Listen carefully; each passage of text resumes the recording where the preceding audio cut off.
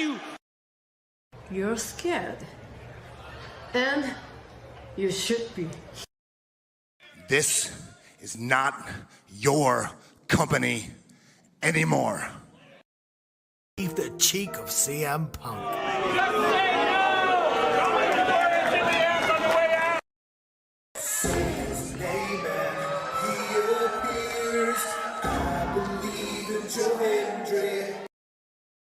Out. Combo move. This is what they've been doing. Hey, McAfee. Everyone shut the up and sit down! We got a mom in the front row who taught her daughter how to suck dick. I'm Mina Shirakawa. I used to be a model. I want to put on a big show. And that's the bottom line, because Stone Cold said so. What is going on, everybody? Welcome once again to the Saturday Shenanigans, hosted by yours truly, the Renegade JJ Williams. Hi guys. Hi guys. CM Punk drama bullshit to the side. I still consider Heyman the worst AEW champion they've had. First of all, we're going to bring in Walter Cruz. I said that as a joke when what's his name did his promo Monday. He said, "I'm from a prestige university." I said he majored in Steiner, man. We've got the Heeb man, James Hebert, in the house. I do really cool in dumb things. Bring the intense. Right. A lot of shit going on here. A lot of fucking crazy ass shit. Where is Noah JD? Well, say his name and he appears, because we believe in Noah Foster. Fuck is this intro?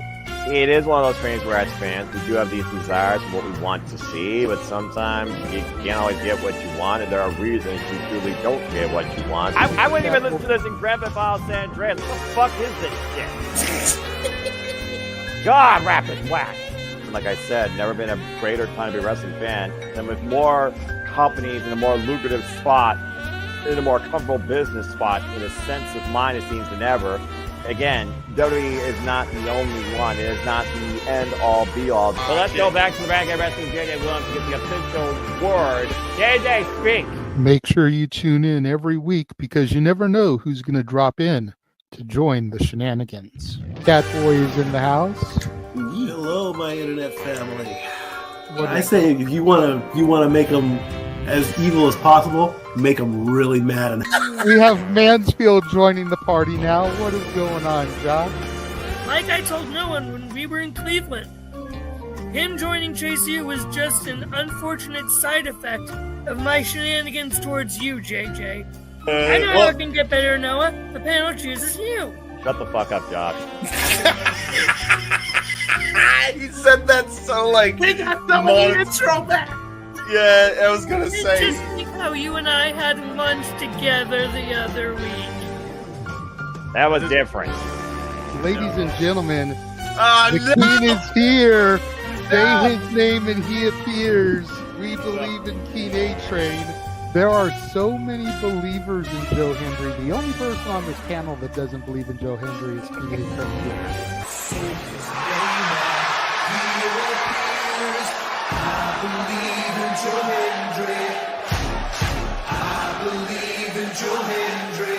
Tell the world why you do not believe in Joe Hendry. The reason I do not believe Joe Hendry is he is Fandango 2.0 in a entrance merchant. I rest my case, Your Honor. Hey! There's nothing wrong with being an entrance merchant. He has some of the best entrances of all time. Teleporting into the command center, all the way from Angel Grove High, Datilla. Oh, yeah. I went to the command center on Thursday. I went to Vasquez Rocks, which is where they filmed a lot of episodes. Somebody actually climbed to the very top of those rocks. I made it halfway. I was like, I'm not going up there. Definitely Toni Storm versus Mariah May. That's the one match I probably am looking forward to the most. I really like the story. I'm familiar with all about Eve, so if it plays out that way, I kind of know how this is gonna go. Say goodnight, Datilla. Good night. James, you did say his name. So he shall appear, ladies and gentlemen, the first time on the Shenanigans, Jeff Meacham is in the motherfucking house. Ah! All right, we're coming in hard with the botch. All right, fucking hell. It's good to be back. It's good to have an opportunity to talk to the crowd on a Saturday. If you want to have yourself stomach through it, you can go back and watch when the Main Event Mafia took over Impact. That's what James was talking about. So if everybody just joined us, we're talking about people sedating people, attempted murder, boys, and tips. Welcome to Saturday Shenanigans, everybody. Aren't you glad I'm back? Welcome back, Jeff. Cool. What is going on, everybody, and welcome to the weekly moderated madness that is the Saturday Shenanigans. And this week, things are going to get a little bit weird, because we are here to celebrate the music of Weird Al Yankovic. Of course, it is I, the Renegade of Wrestling, JJ Williams, being joined for now by the Heat Man, James Hebert. How are we doing tonight, James? Doing okay. I got a bit of a headache. But yeah, I'm going to push through because I want that money. And I also like Weird Al. So I am doing the thing. It's going to be interesting because I only know a handful. And they're all covers. So this should be interesting.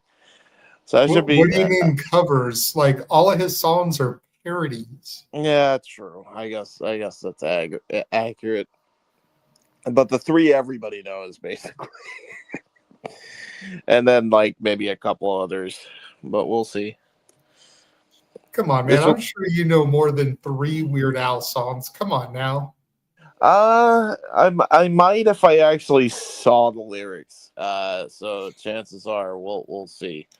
But yeah, I'm just glad that for the first hour, you and I are definitely guaranteed some money.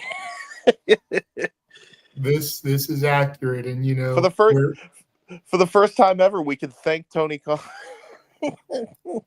Right? I mean, no, I like Tony, but you know. In addition to the money that has been promised to us, we do actually technically have a few freebies that we have to give the crowd, because the Dominguez were generous enough to donate towards securing the interview with Doug Mallow that we had a while back. Yes. And they were promised that they could get the donation they gave returned to them in karaoke form on Weird Al. So we do have 5 spins that we need to do before we get to the newly promised funds that we owe to them for that. So it's probably good that it's just the two of us here right now, because me, you, and Walter were the main ones that kind of reaped the benefit of that. Right. You did the legwork, you know, Walter having it exclusive to the channel, and then me producing and getting to meet Doug as a result of it at the GCW show. Mm-hmm. So we'll go ahead and we'll do those before everybody else gets here. And that way, once other people start to show up, we can get into the new funds. There you go. Sound reasonable? Sounds good to me.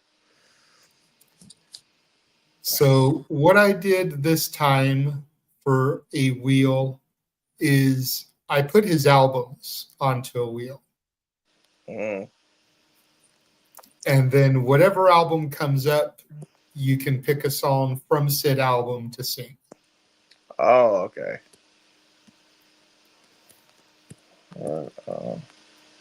What is up, Matt? It is good to see you this evening. Thank you for joining us, as you usually always do.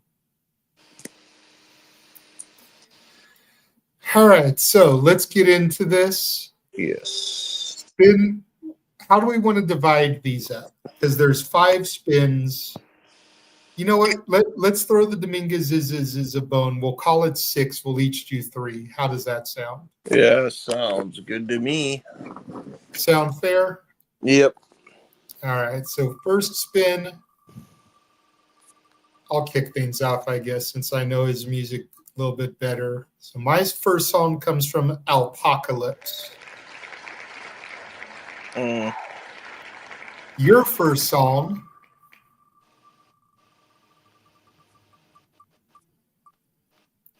comes from his debut album. Oh boy. Okay. You go over here to the note. Make that. Alrighty. I shall look. Let me see here.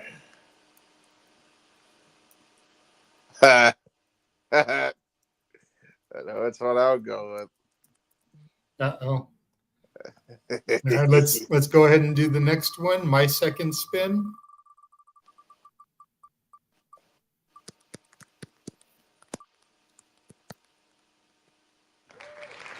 Poodle hat. Okay. Oh. James's second one will come from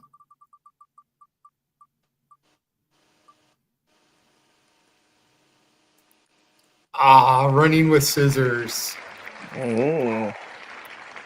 Couple really good ones on there that I like. Well, this one's pretty good. I know which one I have for the first one. And then my other one's Running with Scissors, right? Yes. And then I get Bad Hair Day.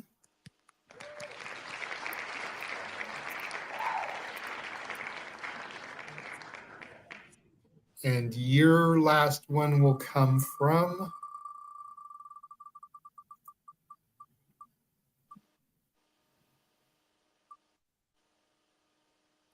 Bad Hair Day as well. No. Okay.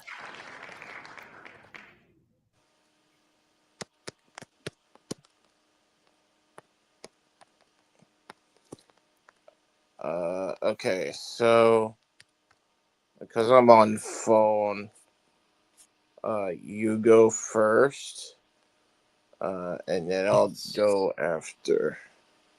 Because I may need to be reminded. Oh, are you typing them into the private chat? Because then I don't have to think. It's in the notes. Okay. I don't have to access the notes from mobile. If you don't, let me know. I'll put it in the private chat. Okay. Do I even have access to the private?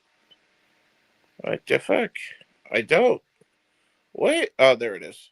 There's private chat. Yeah, do it in the private chat. Okay. Sorry. Okay. Weird Al Yankovic.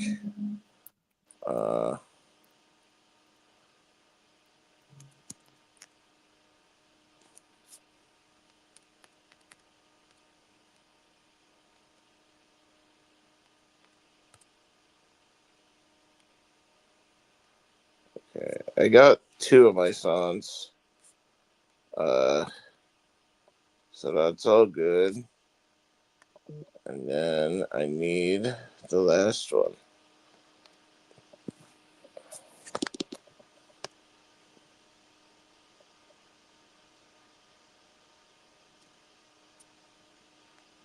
I just hope you don't take the one that I wanted to do off of Bad Hair Day. Well, you can say which one you wanted to do, and then I won't take that one. I kind of wanted to do Amish Paradise.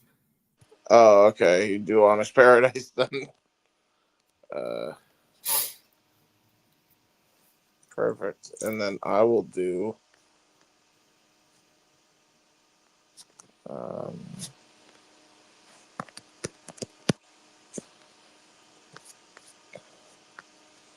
I shall do.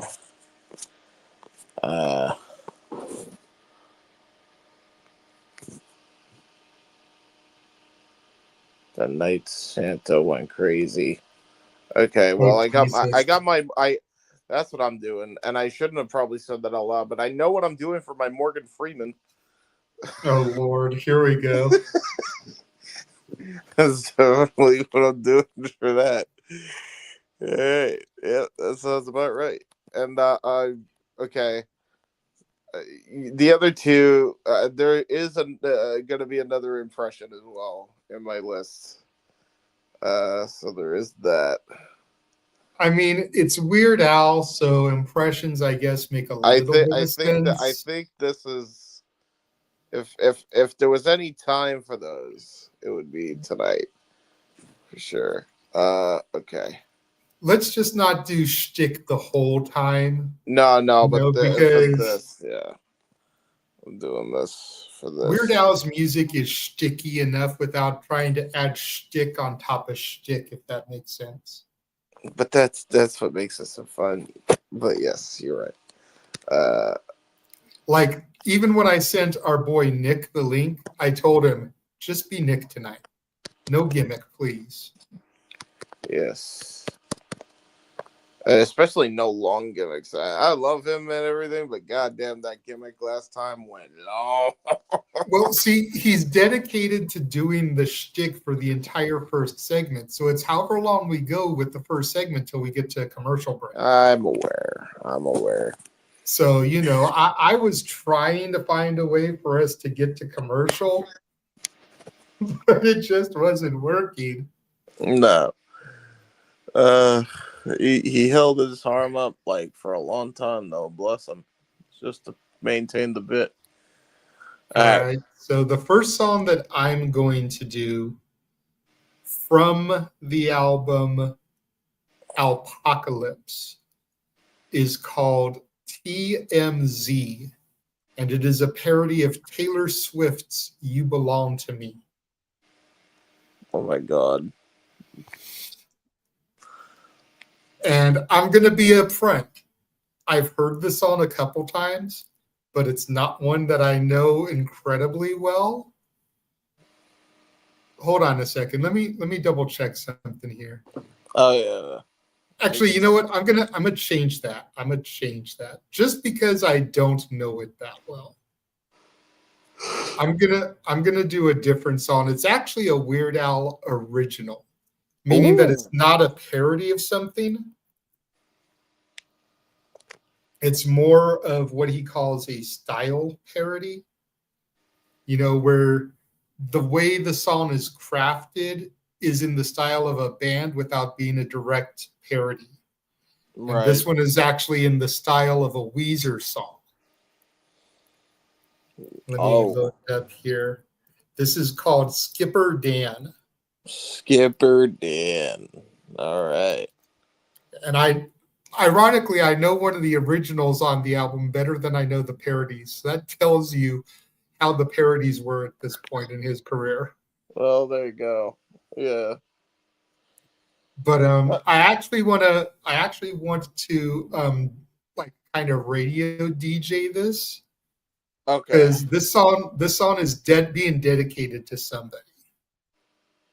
This song is being dedicated to our good buddy, sometimes panelist, Stat Boy, Mike Caldwell. Because even though he was not a tour guide on the Jungle Cruise ride, as the character in the song is, he did work the concession stand that was literally right outside of the Jungle Cruise ride. Oh, wow. For quite a long time. So he had to wear pretty much the same uniforms as the Jungle Cruise skippers. Well, fair enough. So this song is going out to our good buddy Statboy Mike. And again, it is a Weird Al original from the Alpocalypse album in the style of Weezer. This is Skipper Dan. All right. Well, here to sing Skipper Dan by Weird Al Yankovic. It is. Well, they're all by Weird Al Yankovic. The Renegade Wrestling, J.J. Williams.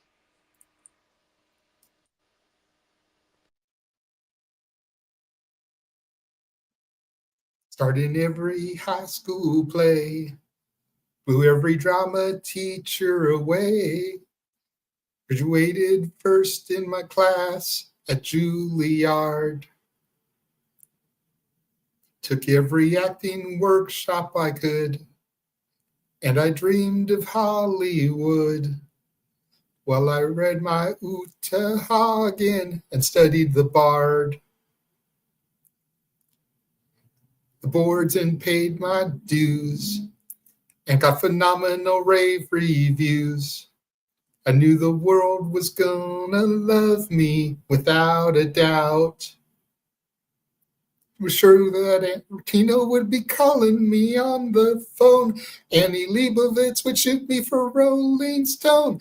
But the years have come and gone, and I'm sorry to say that's not the way that it's all worked out. I'm a tour guide on the Jungle Cruise ride. Skipper Dan is the name. And I'm doing 34 shows every day, and every time it's the same. Look at those hippos, they're wiggling their ears, just like they've done for the last 50 years. Now I'm laughing at my own jokes, but I'm crying inside, 'cause I'm working on the Jungle Cruise ride.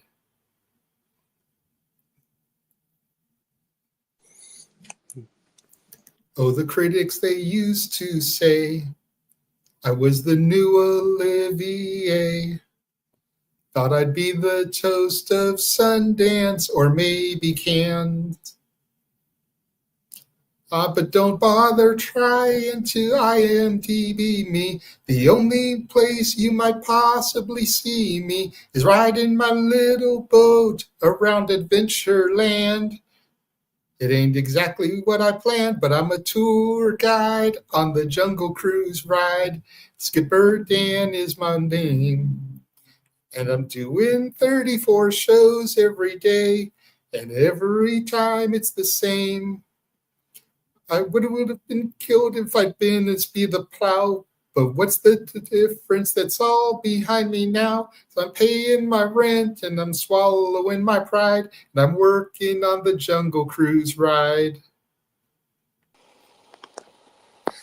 Yeah, very good. That's for you, Mikey. Well, I mean, you worked for the Jungle Cruise ride. Kinda. Adjacent. All right, well, here's mine, and it immediately popped up when I was looking up things, and it's a song that I can sing because it's not like I have to try hard. Mm-hmm. Another one, Rides the Bus. Nice. One of Al's first songs. So good.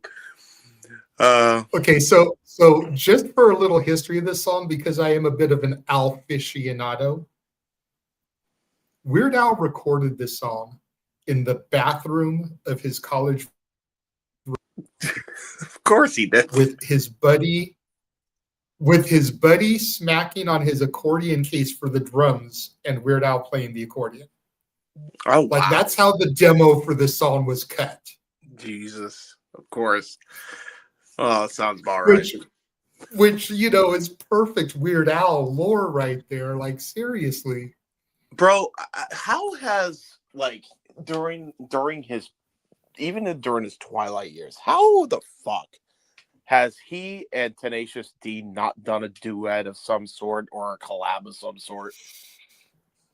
Like, you would have thought it was a match made in hell and or heaven, depending on your interpretation. But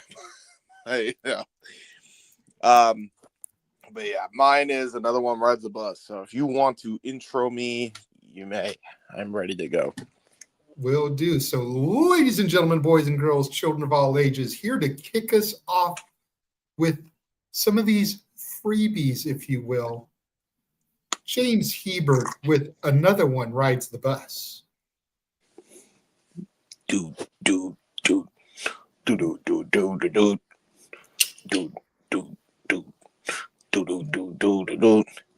Riding on the bus down the boulevards, and the place was pretty packed, yeah. I couldn't find a seat, so I had to stand with the perverts in the back. It was smelling like a locker room. There was junk all over the floor. We already packed in like sardines. We're stopping to pick up more. Look out! Dum, dum. Another one rides the bus. Dum, dum, dum. Another one rides the bus. And another one comes. And another one on. Another one rides the bus. Yeah. Hey, he's gonna sit by you. Another one rides the bus. Yeah. Dum, dum, dum. Dum, dum, dum, dum, dum. And then, you know, weird with the guitar. There's a suitcase poking in my wrist. There's an elbow in my ear. There's a smelly old bum standing next to me. He hasn't showered in a year. Well, I think I'm missing a contact lens. I think my wallet's gone. Yeah, that's happened to me. And I think the bus is stopping again to let a couple more freaks get on. Look out! Dum, dum, dum. Another one rides the bus. Dum, dum, dum. Another one rides the bus. And another one comes. And another one goes. Another one rides the bus. Yeah. Hey, he's going to sit by you. Another one rides the bus. Ah! Oh. Another one rides the bus. There you go. I did it. Very nice, James. Very nice. Bro, that is such a fucking relatable song, and I hate it, by the way. Right? I hate it so much, especially the wallet. So during my college days, I can't believe I have to say this now because I'm in my youth. Oh Jesus! Here we go. You fucking because I legitimately am now old. Like I'm 30, and it was my Shut youth. up. Sadly, when I was in my college days, I would go, you know, travel to UMass, and one day I lost my wallet, bro. I had literally like lost my head, bro. It was the worst feeling in the world, especially when you have all your shit there. Mm-hmm. Oh, dude, that was a bad day. Not a fun day at all. So, Weird Al, thank you for the relatable tunes. You know, that's the one thing that I actually like about living up here where I live is that the buses are never that crowded. Like you almost can always find a seat. You may get a few people on the bus, but I don't think I've ever ridden a Victor Valley bus where there's been more than a dozen people on it. And that's no cap. Yeah. 15 tops. 15 tops. Bro, you should be anywhere in the greater Boston area. It's just as bad over here. It's not any better. I'll tell you that right now. That's what I'm saying though, is like that's not that bad because I come from Long Beach where you literally have to be standing holding on to the rails. Oh yeah. Yeah. No. Yeah, that's horrific. Yeah. So I totally get the sentiment where Al wrote the song from, but thankfully where I am now, it's not that bad. Yeah, you actually get to sit and you don't have to stand for hours. Yeah. That's great. All right, so my next song comes from the Poodle Hat album from the mid-2000s. Oh boy. And while the title of the song may not be familiar to people, the song he's parodying is very much familiar. And it's going to test my hip-hop chops once again. A lot of people seem to like when I do the rap songs in karaoke. The song I'm going to do is called Couch Potato. And it is Weird Al's version of Lose Yourself by Eminem. Yes. Yes. There you go. Once the there we go. Once the page. So do I get? Does that mean if you want to give me a further introduction? Yes, I can. What's it? I was just about to say should I give you like the style of Slim Shady type of beat? Yeah, sure. Well, no, don't give me a beat because I've got the song in my ear, so Yeah, I don't want you to throw me off. I'm saying it's like an intro. Ladies and gentlemen, coming from Slim Shady's basement, for some reason that was what came into my head. I'm tired. Shut up. Here's the Renegade JJ Williams with Couch Potato. That was awful. I tried. Look, if you had one shot to sit on your lazy butt and watch all the TV you ever wanted until your brain turned to mush, would you go for it or just let it slip? Yo, remote is ready, eyes wide, palms are sweaty. There's glimpses on the TV already. Wilma and Betty, no virgin, to channel surfing in. I'm HD ready, so I flip. Garbage is all I'm getting. There's Simon Cowell, who folks want to disembowel, opens his mouth, always says something foul. They're dying. Wow. Wannabes are crying now. He votes them out. Throw in the towel. Shows based on reality. Oh, the humanity. Oh, Aziz family. Sure, let's profanity. Whoa, the insanity. Oh, dogs that crap and pee. Home of depravity. No, they live happily. Yo, plus the allergy show and celebrity Mo. Oh, there's Anna Nicole, but she's scaring me. Look, mono cavities. Oh, it's a station break. Better go out to the kitchen and microwave something. You're gonna lose your mind watching TV. They told me they'd scold me, but I still tune in every show. Like cable gets C-SPAN, TV Land, and HBO, the Travel Channel, Discovery, and Lifetime. You're gonna lose your mind watching TV. They told me, could hold me off those music videos. I'm gonna watch C-SPAN, TV Land, and HBO, the History Channel, QVC, and Lifetime. Yo, butt is aching as I watch NASCAR racing. The show about undertaking. Larry King to 24 to Law and Order. The Web Channel's boring. 60 Minutes. Ancient Reporters. Next upon a true Hollywood story. The rise and decline of 12 actors named Corey. Shows for next fall. They've already been named. CCI, Boise, and Touched by an Uncle both sound pretty layman. So does everybody. Tolerates Raymond. And Tina Quinn's jumped the shark the first minute. I can't believe Richard Simmons ain't in it. I move right on to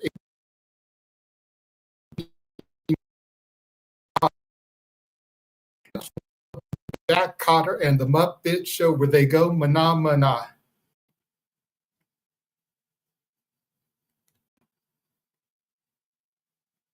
Yay! Very good. That was really good. Thank you, thank you. Very nice, very nice. What's up, Charles? Good to see you. Hi, Charles. Welcome to Weird Al Karaoke. I do panelists to join in the chaos. Yes.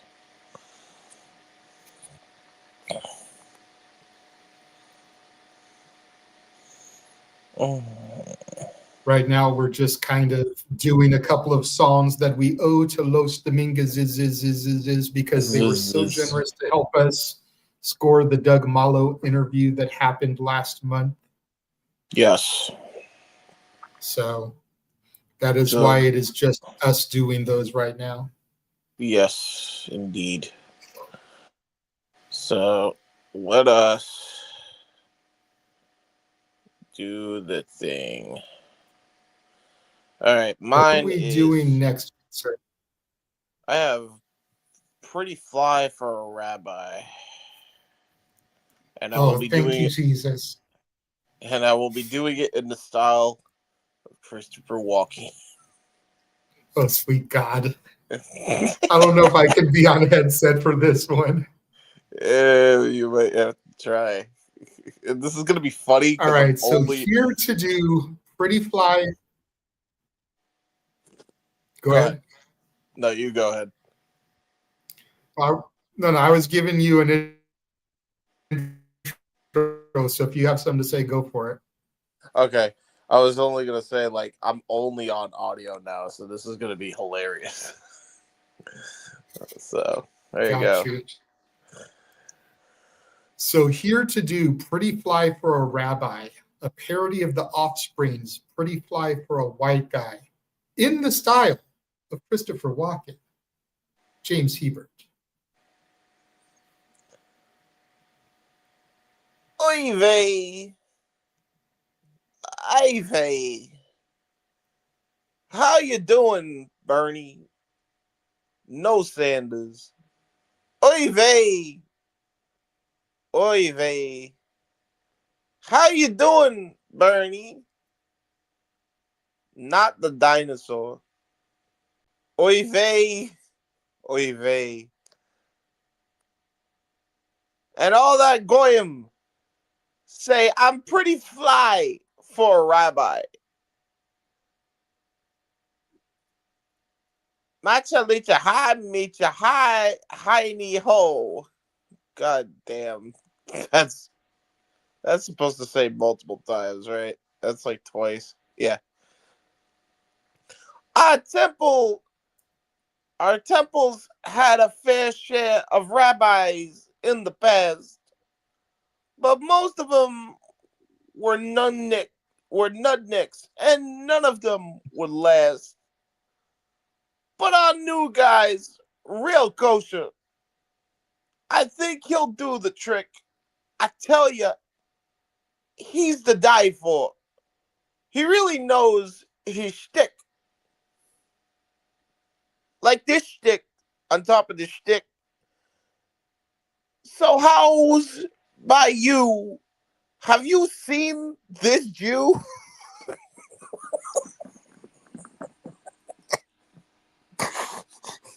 Read the Torah. Does his own accounting too. Working like a dog at the synagogue. He's there all day. He's there all day. Just say, "Vey is mir," and he'll kick into gear. He'll bring you lots of cheer and maybe bagels with some schmear. Just grab your yarmulke and hey, do the Hebrew thing. Oy vey, how you doing, Bernie? Oy vey, how you doing, Bernie? Oy vey. And all the goyim say, I'm pretty fly for a rabbi. God damn it, James. Dude, just the idea of him saying, like Christopher Walken literally looking at somebody, he's like, have you seen that Jew? It's crazy. I'm not gonna lie, I'm slightly offended.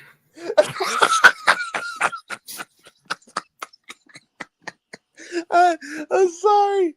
No, listen. I'm a Catholic, so it's funny to me. It's okay. I wasn't expecting it when I was reading it. I was like, I forgot he even said that.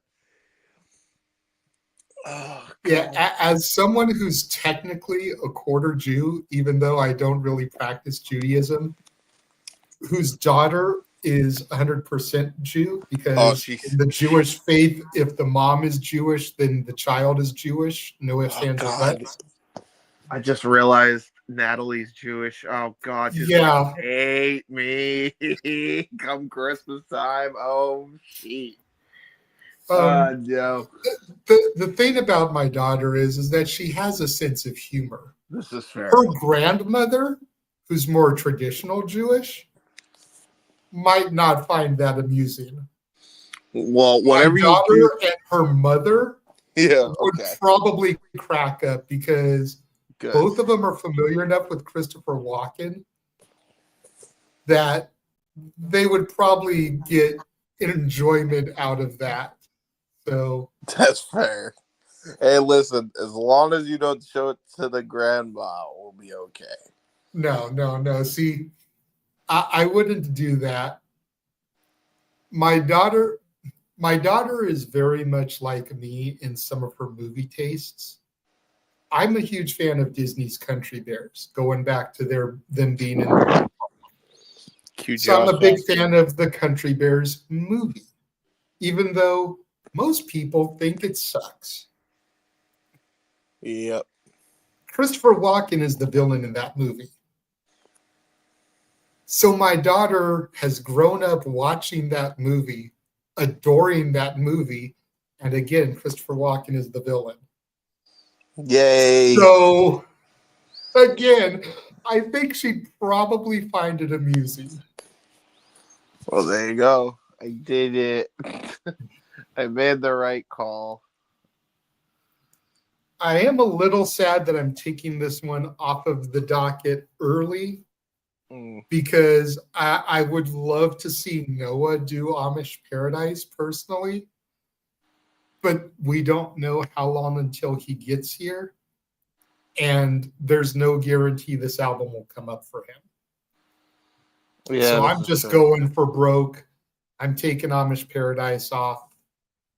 There you go. So if you want to introduce me doing Amish Paradise, Weird Al's parody of Coolio's Gangsta's Paradise. Yes, I shall. Ladies and gentlemen, please welcome the Renegade J.J. Williams as he sings a parody of Gangsta's Paradise, better known by Weird Al Yankovic fans as Amish Paradise.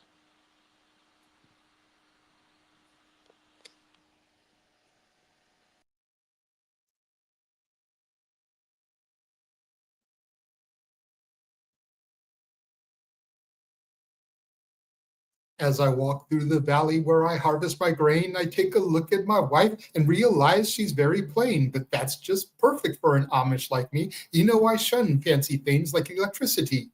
At 4:30 in the morning, I'm milking cows. Jebediah feeds the chickens and Jacob plows. Fool, and I've been milking and plowing so long that even Ezekiel thinks that my mind is gone. I'm a man of the land. I'm into discipline. Got a Bible in my hand and a beard on my chin. But if I finish all of my chores and you finish thine, then tonight we're gonna party like it's 1699. We've been spending most our lives living in an Amish paradise. Butter once or twice, living in an Amish paradise. It's hard work and sacrifice, living in an Amish paradise. We sell quilts at discount price, living in an Amish paradise. A local boy kicked me in the butt last week. I just smiled at him and I turned the other cheek. I really don't care. In fact, I wish him well, because I'll be laughing my head off when he's burning in hell. But I ain't never punched a tourist, even if he deserved it. An Amish with a tood, you know that's unheard of. I never wear buttons, but I got a cool hat, and my homies agree I really look good in black, fool. If you come to visit, you'll be bored to tears. We haven't even paid the phone bill in 300 years, but we ain't really quaint, so please don't point and stare. We're just technologically impaired. There's no phone, no lights, no motor car, not a single luxury. Like Robinson Crusoe, it's as primitive as can be. We've been spending most our lives living in an Amish paradise. Plain and simple guys living in an Amish paradise. There's no time for sin and vice, living in an Amish paradise. We don't fight, we all play nice, living in an Amish paradise. Hitching up the buggy, churning lots of butter, raised a barn on Monday, soon I'll raise another. Think you're really righteous? Think you're pure in heart? Well, I know I'm a million times as humble as thou art. I'm the pious guy the little Amits want to be like, on my knees day and night scoring points for the afterlife. So don't be vain and don't be whiny, or else, my brother, I might have to get medieval on your hiney.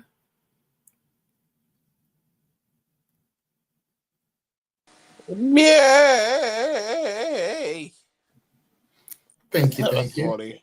That was funny. I forgot. Dude, that's so crazy. Amish people are literally just like cosplayers. They're the original cosplayers of Abe Lincoln, bro. Right? That's Thank what you, I'm Charles. Thank you, Charles. Much appreciated. Much appreciated. That's an all-time Weird Al classic. Well, I'm about to hit you with an all-time Weird Al classic in the style of Morgan Freeman, "The Night Santa Went Crazy." All right. So for James's selection off of the same album now, Bad Hair Day, is "The Night Santa Went Crazy," sung by Morgan Freeman. I believe that is pronounced narrated by Morgan Freeman. Down in the workshop, all the elves were making toys for the good, gentle girls and the good, gentle boys. When the boss busted in, nearly scared them half to death, had a rifle in his hand and cheap whiskey on his breath. From his beard to his boots, he was covered with ammo. Like a big, fat, disgusting, disgruntled Yuletide Rambo. And he smiled, and he said, with a twinkle in his eye, "Merry Christmas to all. Now you're all gonna die." The night Santa went crazy. The night Saint Nick went insane. Realized he'd been getting a raw deal. Something finally must have snapped in his brain. Well, the workshop is gone now. He decided to bomb it.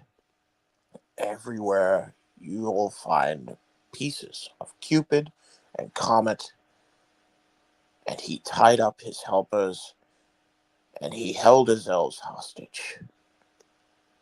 And he ground up poor Rudolph into reindeer sausage. He got Dancer and Prancer with an old German lager. And he slashed up Dasher just like Freddy Krueger.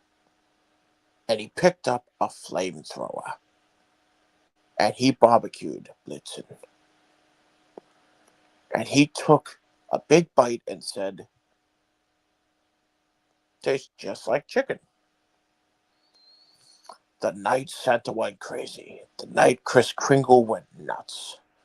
Now you can hardly walk around the North Pole without stepping in reindeer guts. There's the National Guard and the FBI.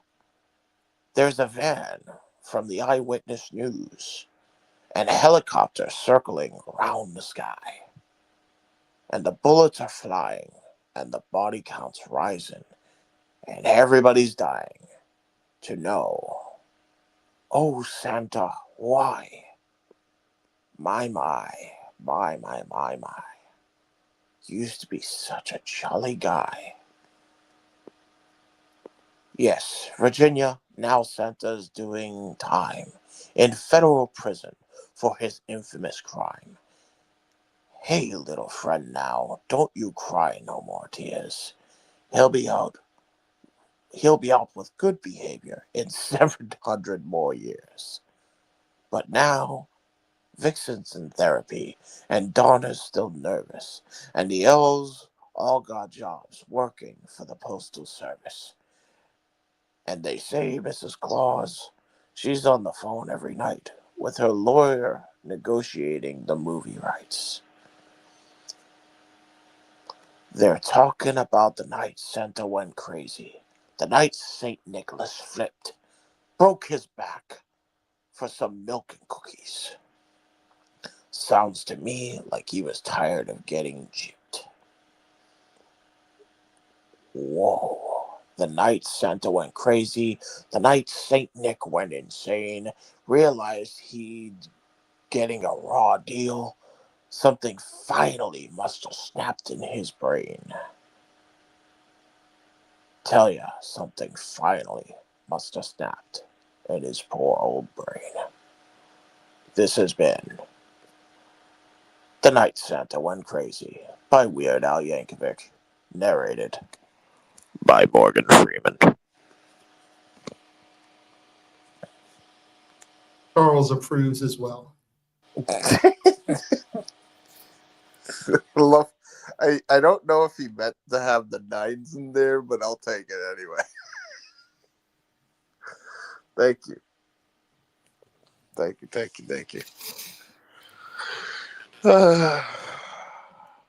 So that is all the ones that we owed to the Dominguez. Yes. It's not my best Morgan Freeman ever, but it's the best you're gonna get with how shitty I feel. Whoa. You know what? I thought you did pretty damn good sir. Well, I appreciate that. Thank you, good sir. Unfortunately, Tony Khan is doing Tony Khan things. We still have the I Quit match. It's 10 to midnight. Tag match and the AEW Championship match are over. AEW Championship match just ended.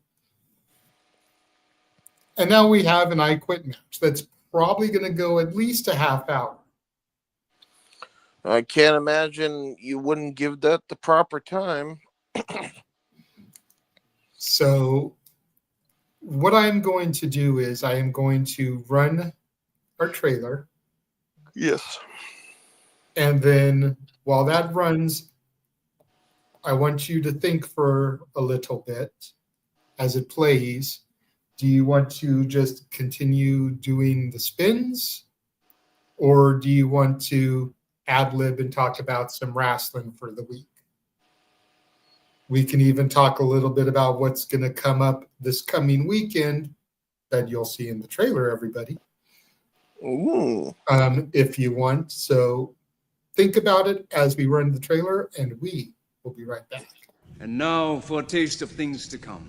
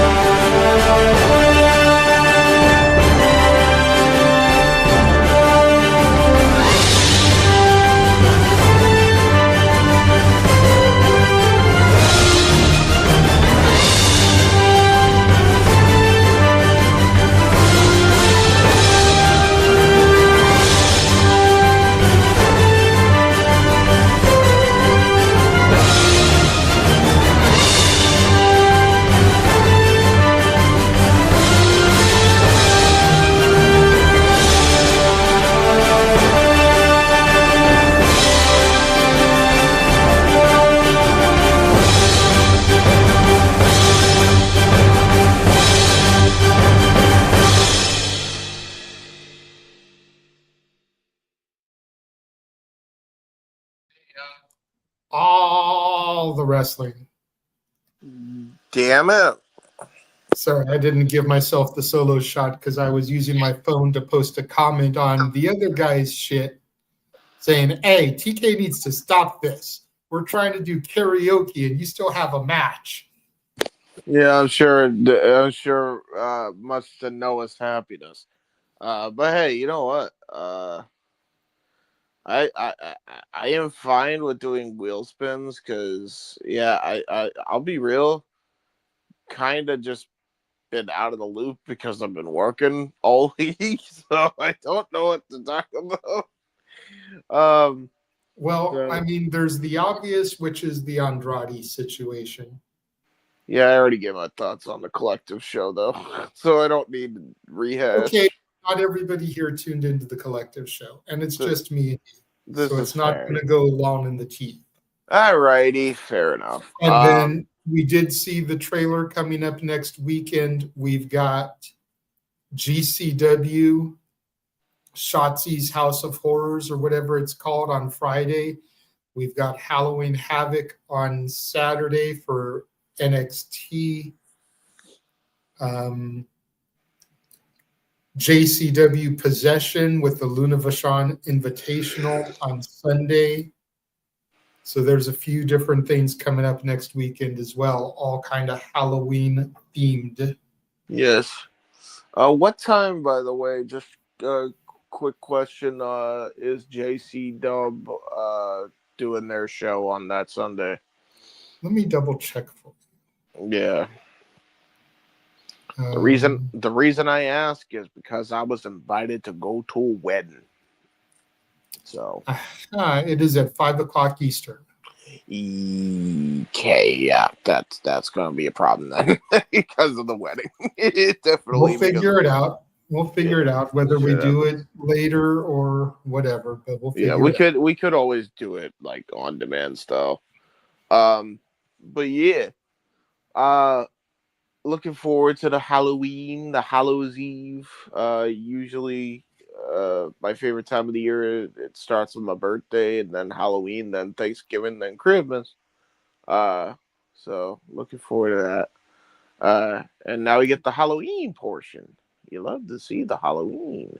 Yes, and I will be available to join you guys for the GCW show. So that'll be fun. Yeah, there you go. Because where I am currently, I will still be come this weekend. Ooh, it is a long story as to why I'm here that I'd really rather not go into. But yes, I will still be here come Friday. So. Ooh, well, fair enough. I am looking forward to that show, the GC Dub show. Especially with the vignette that Atticus just released for the casket match. Holy hell. I don't think he said anything. It is all just like 3 minutes of movie. Yeah, I love it. I don't think there's any dialogue in the whole thing. No. And if there is, it's like one throwaway line. Yeah. I like his editing style a lot. Let us talk about Mr. Andrade, because that's been in the topical news cycle. Yes. Oh boy. And like I said in the group chat, I really wanted to stay away from this.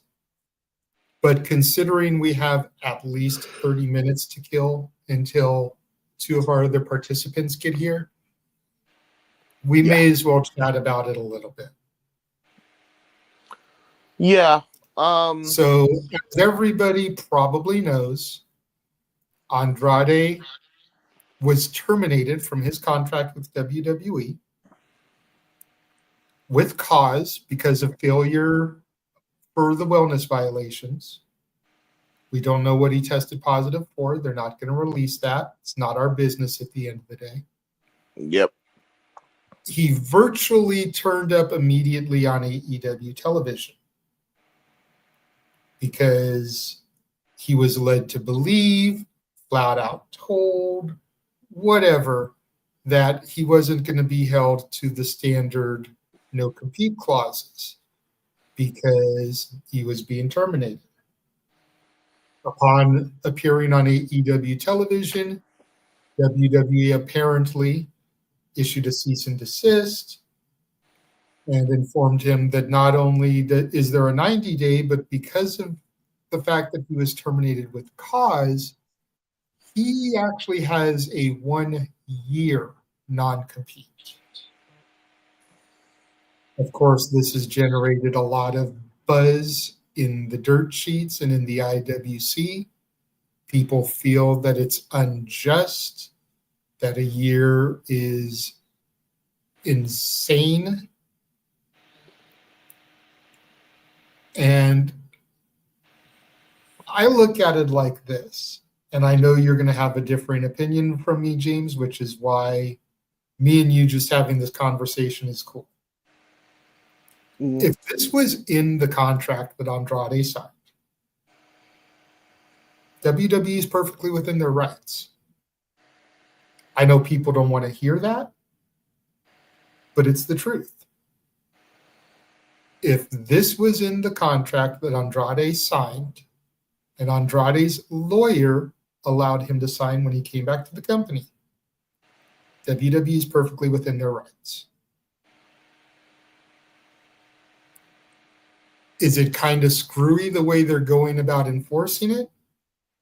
I'm not going to argue that. I agree. But according to what I've been reading, and I don't know if you've seen the same reports, this is a new-ish portion of the contracts that's been in the contracts now for a little while. I don't know exactly when it began to become a regular thing. And that is the whole, if you're fired, terminated with cause, you have a year no compete clause. Mm-hmm. I personally think that the reason all this is going down is a couple of things. Number one, and I know it's been said on multiple shows, multiple spaces, I don't think WWE thought he was going to go back to AEW because things went so swimmingly for him there the last time. And one of the people that he actually got into physical altercations with, Sammy Guevara, anybody, is still there. The other thing is I honestly feel, and I know it sounds like a tinfoil conspiracy hat theory, I honestly feel WWE did this to pull one over on to Tony Khan and to try to have something they can use to negotiate to get Adam Copeland, Edge, for John Cena's retirement match. Because Andrade is going to want to compete as quickly as possible. Tony Khan already inserted Andrade into an angle against Kenny Omega, put him in the Don Callis family. Tony Khan's going to want to get him on TV as quick as possible again. Andrade is going to want to wrestle as quick as possible. What kind of deal can be negotiated to where WWE terminates the cease and desist and lets Andrade do what Andrade wants to do? You give us Edge for one night, we won't go forward with any legal proceedings. People think that that sounds ludicrous. And no, I'm not talking about Chris Bridges, the rapper. Yeah. But after Survivor Series, there's about 2 weeks until John Cena's final match with no dates for John Cena to appear on television. So you either have to establish who he's going to fight in 2 weeks at Survivor Series or have it be a surprise. Yep. I never even considered that until you brought that up. That's actually a brilliant idea on how to mitigate this. And to be honest, that's great for the wrestling fans if we do it that way, because we get what we want in Andrade and Kenny, and Cena gets what he wants, which is one final match with Edge. And we get a true forbidden door because an AEW contracted superstar would be competing on WWE television. Yeah. Yeah, it would be. I agree that that's how this should go, by the way, at this point, because I don't know how else you get out of this mess without it just being a complete mess either way. My thoughts are this, right? I go back to the Brock situation, specifically the Brock Lesnar situation, not the recent one, but I'm talking about the one when he first left the Fed in WWF. 2004. 2004, yeah. And they tried to slap him with a 7-year no compete for any combat sports.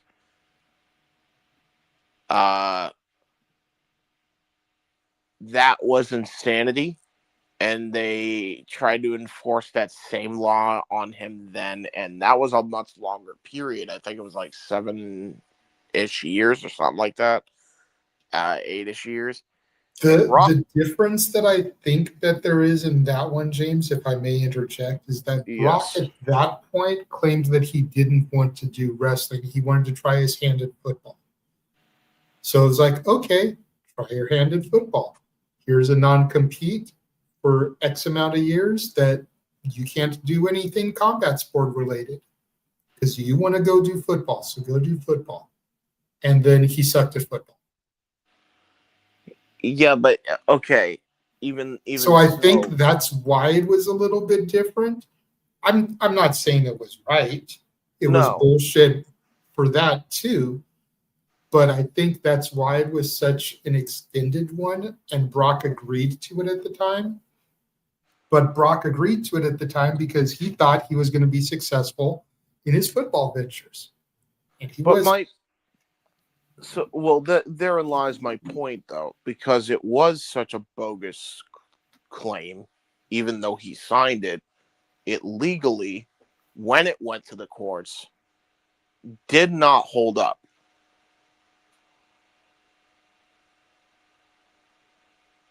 We got a very similar situation with this when it comes to Andrade. And there's hold on a second. Charles is putting something in the comments that I was unaware of. He says that Brock signed a 7-year contract in 2003, which is why it was a 7-year non-compete. Right. And Brock basically wiped his ass with that. Yes. And for interactive games and movies, more or less, yeah, we're waiting for AEW to finish. They're on the main event. We already did a little preamble. You missed. Yes.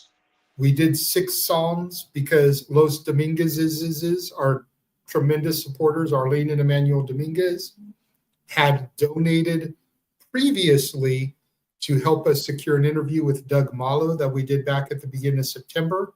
Yes. And we owed songs for that. And since me and James were the main ones that benefited off that, along with Walter, we did those songs. But once Noah and Walter are done with AEW, they will be here, and we will work on the $75 worth of donations that we have promised for tonight's show, which is 15 spins. Yes. So once they get here, we'll get back to it. But once in the meantime, in between time, we're having a little bit of a conversation about the Andrade thing. Thank you for tuning in. Please don't go anywhere. We will get back to the weirdness that is Al Yankovic. Indeed. Yes. I just want to reiterate that, and this is, I know people think that this isn't the same situation because Andrade is not as big of a star as Brock was when he was able to pull that leverage.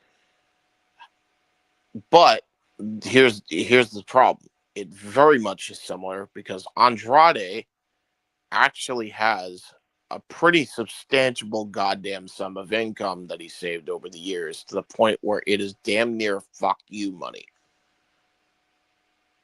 Okay?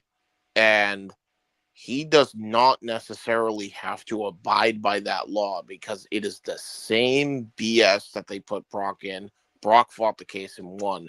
Andrade could easily do the same. It's literally like verbatim the same case. And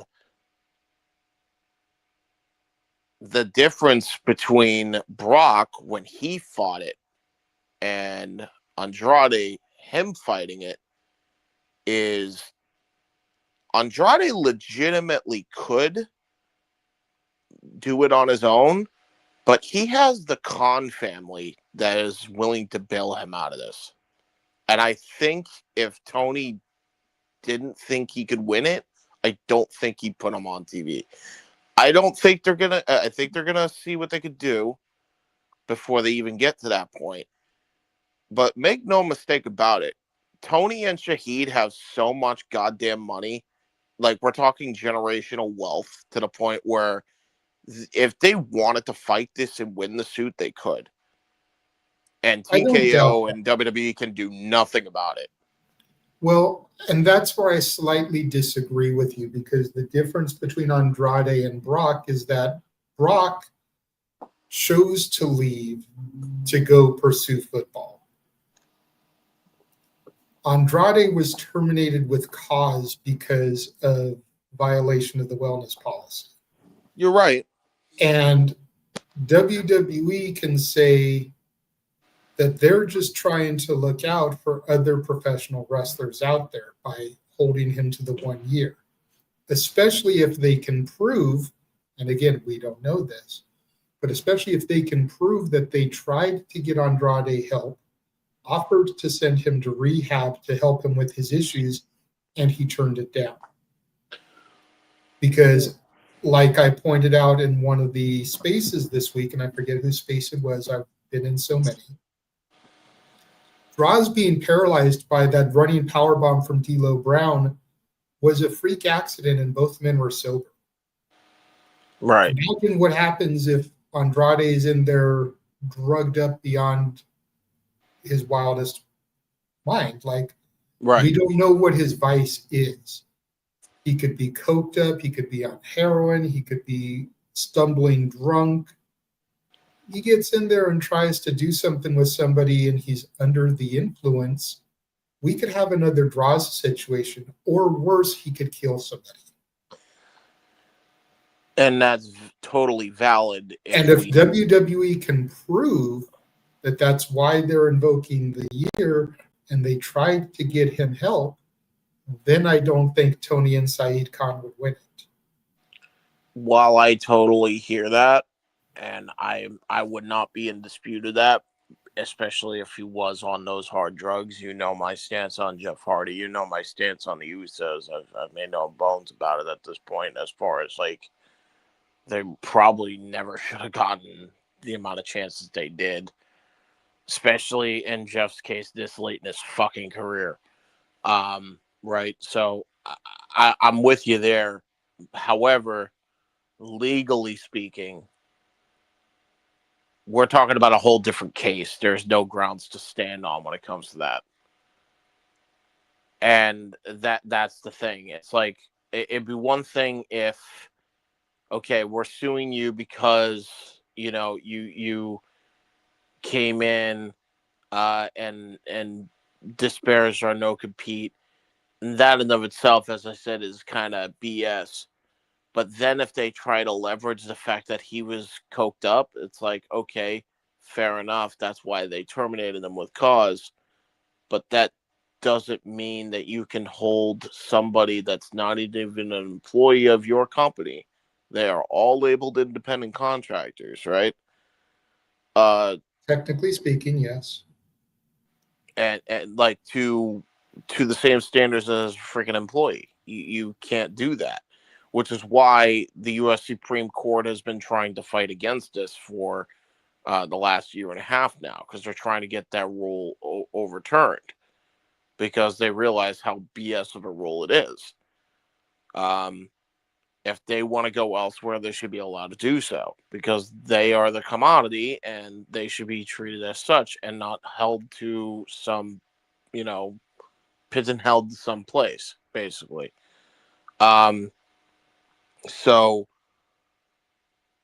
I agree in the sense of, if Andrade needs help, he needs to fucking get it.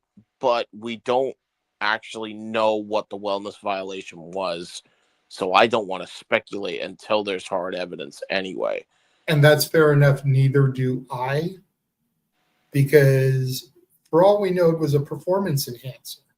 Right. You know, which, granted, I mean, isn't exactly a good thing, but it's better than doing cocaine or heroin or something. You know what I mean? It's like, it's just to enhance the body physique.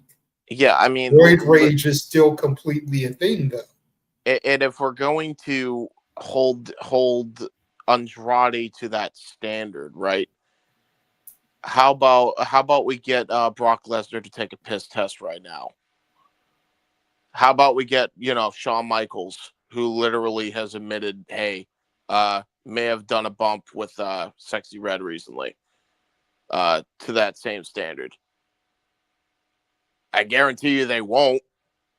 I'm pretty sure that was a joke. They won't. So I can understand where you're coming from. You know what I mean? Like it's like insane to me. It's like if it's an performance enhancer, it's like there are people in that company right now that have done worse and are still there.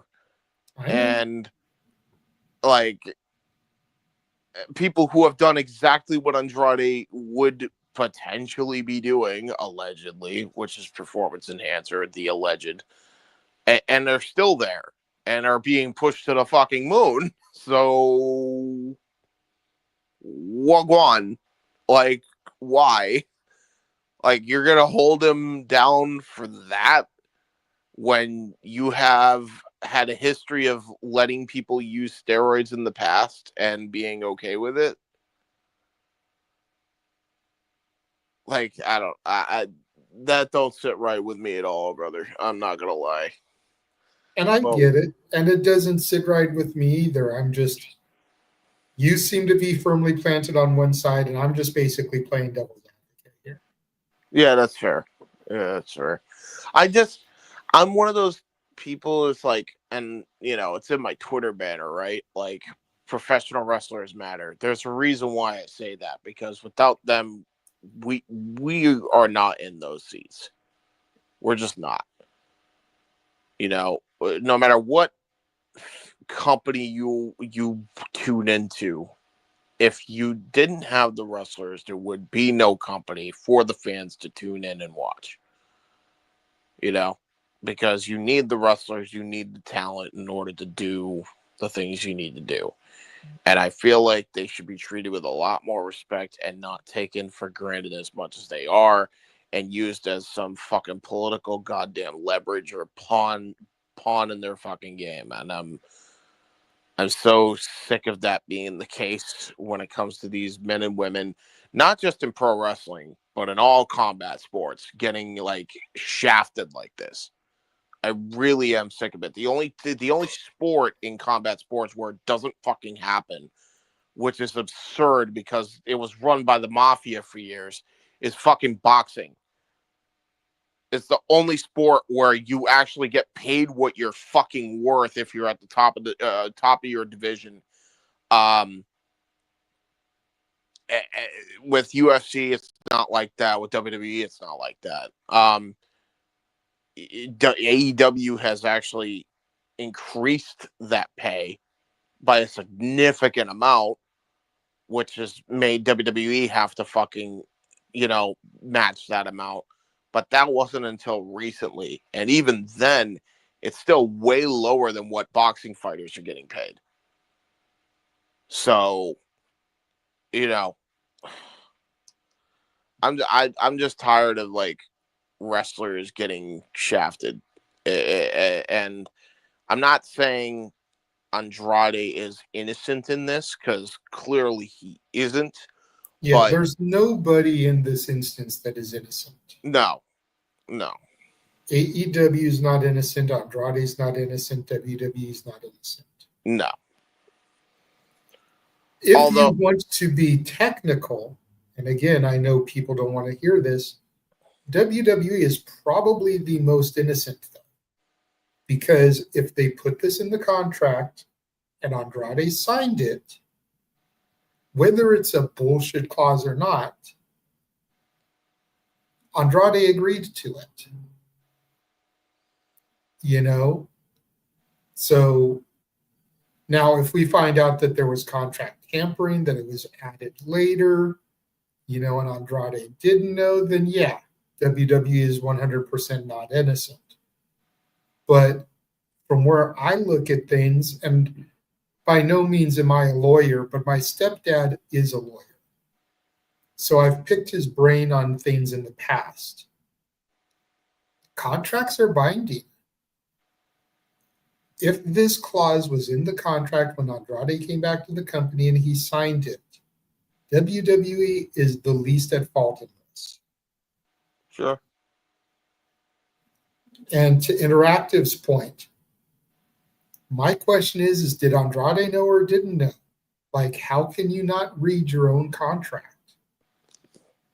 In this day and age, he probably had some legal representative read it for him and then tell him if it was okay to sign or not.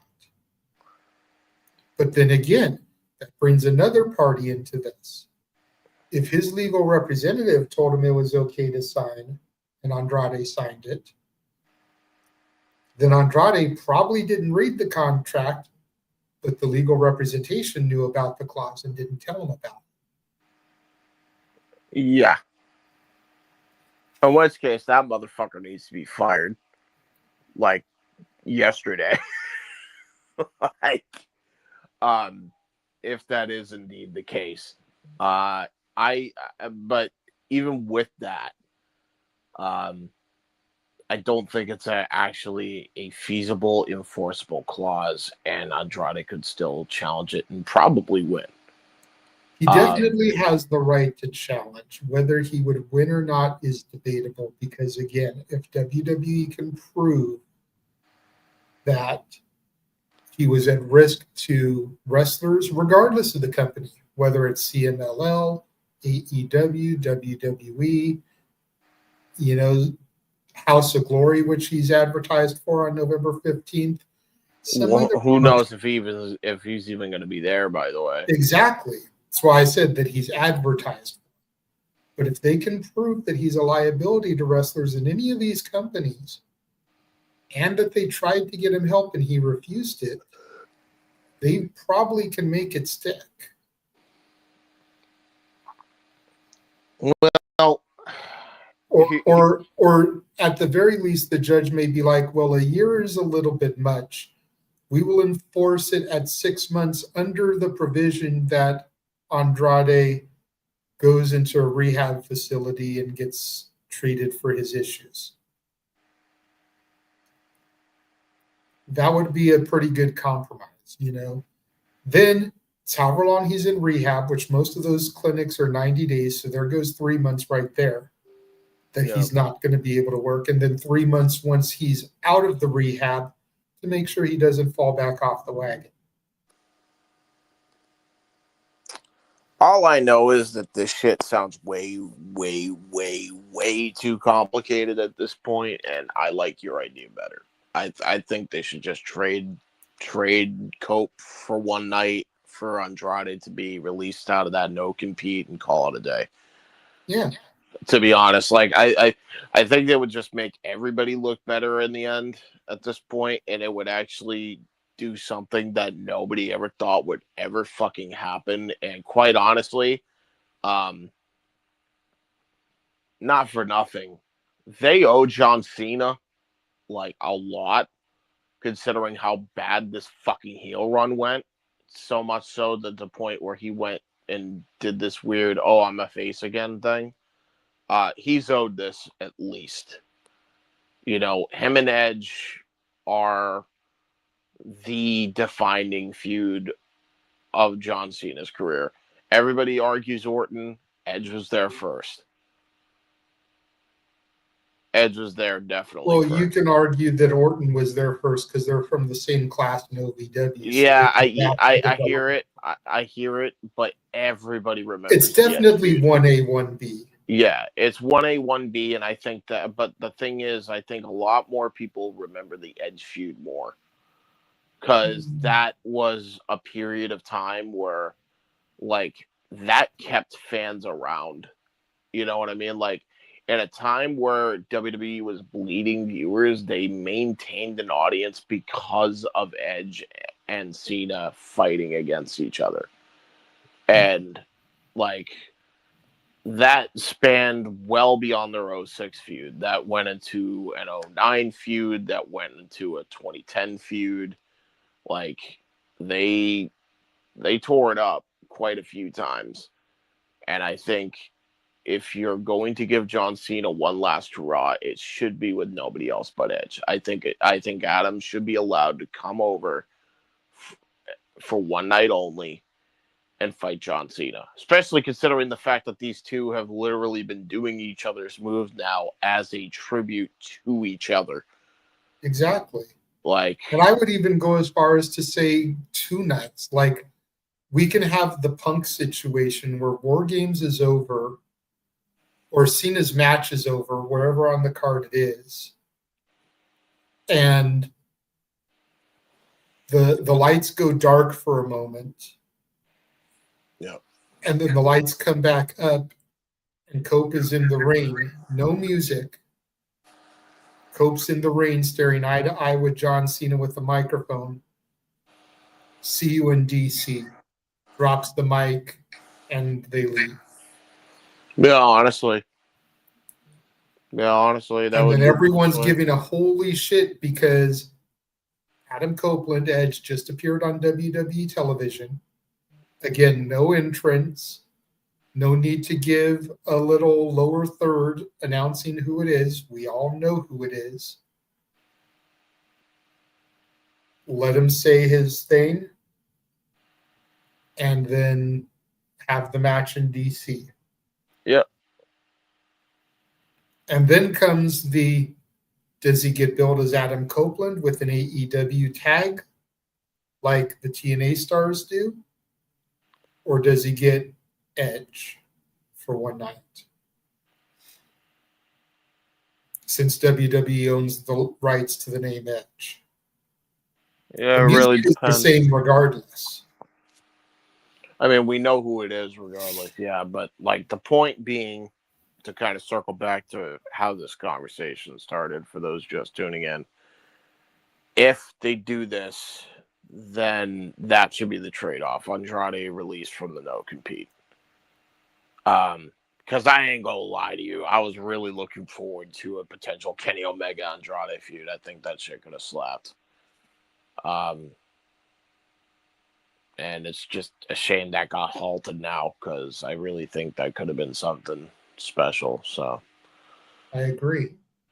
Shit happens. You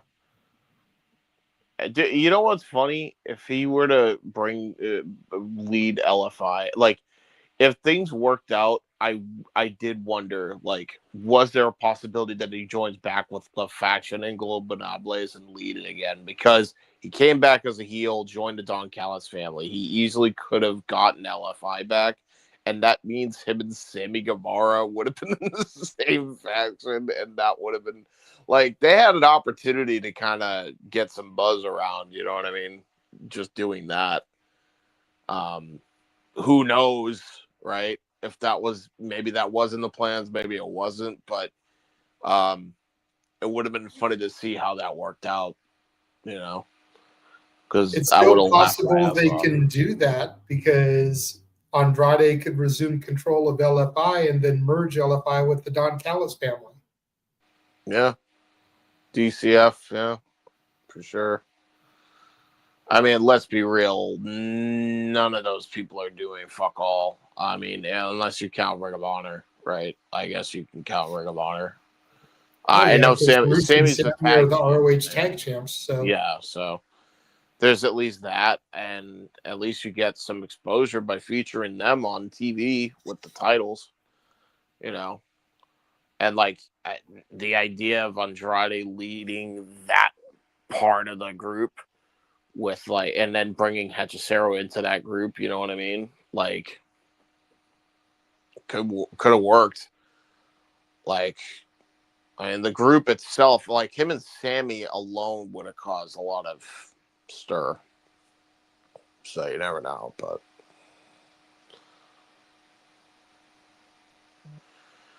who knows? We'll see what happens. Are they still going live with that match? Yep.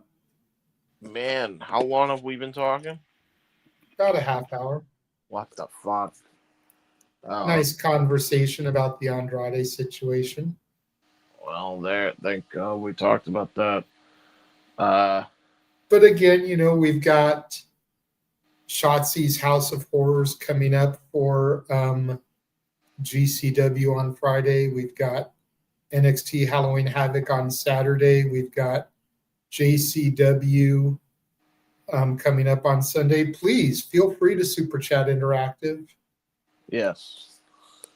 Yes, PayPal us as well if you want us to sing Weird Al stuff. feel free to super chat about a different topic. We're open, until the rest of the crew gets here, because we don't want to go. We want to make sure they have the opportunity to make some money also. Yeah. So we don't want to just hog all the spins, and take all the money, which I'm broke. That would be easy as fuck for me to do and selfish, but I'm not that type of guy. I'm the guy that came up with the idea that everybody gets PayPal for their songs instead of one person or two people raking in all the cash. So this is true. This is very true. Very, very true. For those of you that aren't watching the I Quit match, apparently Steen showed up. To help Darby. Oh, okay. Darby has forced Mox to say I quit. The match is over now, so they should be joining us momentarily. That's actually pretty fucking funny. I like that. Very nice. I gotta say, man, because AEW posted the clip of Steen arriving. Old man Steen just looks weird to me, bro. I love Old Man Sting. I don't know why. I think it's just unironically his best look. I'm not saying that it's bad, but it just looks weird after all these years with the gray goatee and the short gray hair. I think it looks badass for that look, bro. I think it looks badass. Like, dude looks fucking sick. Honestly, he should have just stuck with that the whole run while he was in AEW. I think it looks fucking cool. He's one of the few guys that has that Silver Fox look that actually looks like he's like he could rock it, and nobody would have batted an eye, But some people probably would have fucking shat on it, and here I am thinking it's cool. Like somebody's like, "Oh, he looks like a skunk," but I could see that. I see some asshole commenting that.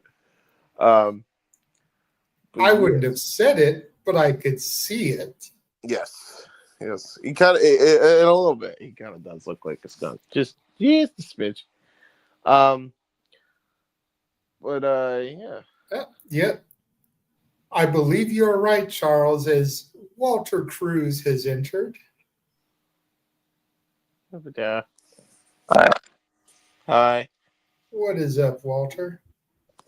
Not much. AEW just doing their thing, going a little long, but they do pay-per-views well. It's just, man, start doing it in the afternoon, Tony. Right? It's like we got karaoke we're trying to do here. Me and James have been nice about it, though. We've kind of just been bullshitting here a little bit, waiting for y'all to get here so that we didn't run through the money for the spins. Oh, yeah. We were trying to be I think I told you about this a while back, but if you remember, Arlene and Emmanuel had donated $25 to help us secure the Doug Malo interview. And as a result of that donation, I had told them that come Weird Al, they would get free spins basically on that. So me and James basically performed those spins. Oh, okay. Since the money had already been collected and used for what it was supposed to be used for. And we even gave him a bonus one because $25 would have been 5 spins. We gave him 6. That way me and James both sang 3 times. Oh, okay. But so we did that. Then we talked a little bit about the Andrade situation. And then Emmanuel just super chatted $2. Thank you, Emmanuel. Status of the U.S. Championship with Zayn and Julia not fighting. And this is where I need for a bit. But you're not alone, James, because I don't watch the weekly television. Well, Sami Zayn just. Situation. I know Sami just lost the title to Ilya Dragunov. So I'm interested to see what happens there with Ilya. Apparently, Sammy's been pushing for a while for Ilya to get the belt upon his return because he thinks Dragunov will bring prestige to the title. Completely agree with him on that. But we got to see how Ilya gets booked. As far as Julia, the women's U.S. title has been a shit show ever since Chelsea lost it to Zelina. Correction, even before Chelsea lost it because they booked her to complete oblivion by not booking her on major shows. Other than that one rare instance. Agreed. But at least she was a fighting champion who was featured more often than Zelina and Julia have been. This is fair. Two Canadians in it, and a Russian are the U.S. champions. So now we're just waiting on Noah to get here so we can get to the spinning. He does Come know. on, Noah. He does know it's karaoke, right? Yes, he does. And he knows that it's Weird Al, and he knows we were doing it after Wrestle Dream, so he'd be in a good mood. And Weird Al is something that everybody loves. Nobody, Yes. I have never met anybody that has a bad word to say about Weird Al Yankovic. I definitely don't. Shit. So it's like even Noah can have a little bit of fun with Weird Al. So we're just waiting for Noah to get here. Come on, Noah. You know what? I'm going to run the trailer again. Yes. Hopefully by the time it's done, he will be here. Yeah, I'm gonna send him the link again, even though he really doesn't need it because he has producer roles. But Yeah. And it'll give me an opportunity to go take a liaki. So we will be right back. And now for a taste of things to come.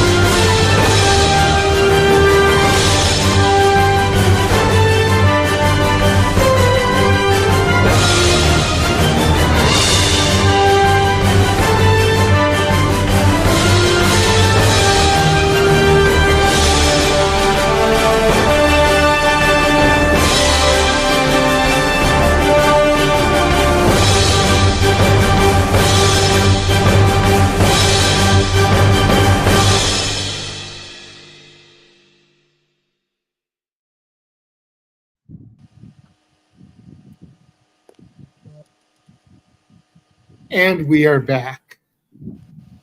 No, Noah. Our viewership has gone up. That's good. No, when Noah. when I left the room, he was still talking to Ash about something. I don't know. Okay. All right. Well, that makes sense then. Shit. I don't know what they were discussing, to be honest. Well, we'll figure that out. Well, I know that on Sunday, or maybe it'll be Monday technically, or maybe it'll be late Saturday technically, because Japanese time, but I know on Saturday, or the 26th, is one of those Japanese shows, which is the one that Io Sky is going to be on. Yeah.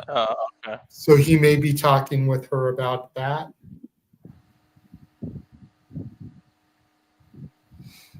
Yeah. Manual. What is Woo-hoo, Manuel? December 13th. I can't wait for him to finally leave. You're gonna miss him when he's gone. I'm not convinced he'll be gone. He'll be in a backstage role, probably. Yeah, But he won't he'll wrestle. still be around, but he won't wrestle anymore. That's the thing. I think he's going to be a brand ambassador, kind of like Titus O'Neil. I'd wait on that. Believe it or not, I don't think. I think there was a reason why he worded it, but I could be wrong. I wonder. John Cena has been a man of his word. He's built on being a man of his word. So if he says He'd that still be he's a man not of his going to word. wrestle, then I believe him that he's not going to wrestle. I think the recent tweet, there's a reason he worded it the way he did. I just hope they don't immediately throw him into the Hall of Fame the next year. It's like, can we give it some time and bring people that deserve? I'm not saying he don't deserve, but can we Money. bring people that you've been screwing over for the last few years in person? To be honest, Cena would probably refuse because it's going to be in fucking Saudi anyway. So fuck that. Well, no, because if he retires December 13th, then the next Hall of Fame would be 2026, would be Vegas. Oh, is it? Oh, Which means wow. that all of us could see him go in the Hall of Fame. Why the fuck did they make the? I didn't even realize they made it a residency. Okay. But I don't think he would want to steal that spotlight from Stephanie. It seems like she might be the highlight. Co-main eventers. Yeah. I don't think he'd steal it from her, but I think he'd share it with her. Mhm. And when you consider the fact that Stephanie hearing him rap is what led him to this gimmick, and him being as over as it would make perfect sense. Yeah, true. She was the only one advocating for him after that. Yeah. It's shocking that she's a fan of rap. Not surprised. Dude, back then a lot of people were okay. Mm-hmm. You got to remember, 03, Eminem was popping off. Like, he was just coming up. Not just them. You're talking like Hobson, Tech Nine, fucking, like a lot of those guys. Yeah, Busta but Rhymes. see, okay, Busta is someone I'm more familiar with. Tech Nine, I know like 2 songs of. And the other dude you named, I have no clue who he is. The Tech Nine is more underground, that's why. So, like, you're naming underground dudes, but, like, I was trying to name mainstream. Yeah, fair. Hobson had a couple mainstream bangers. Never heard of them. Fair. He is great. Maybe I'll put you on to him at some point. All right, well, we will go ahead and we will begin spinning at least the first 5 spins to see who's going to sing. Yes. For this next round.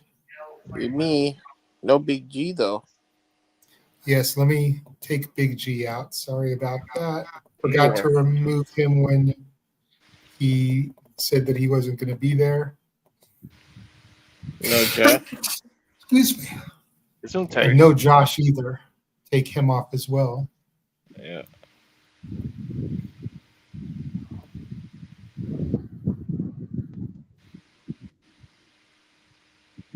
There we go.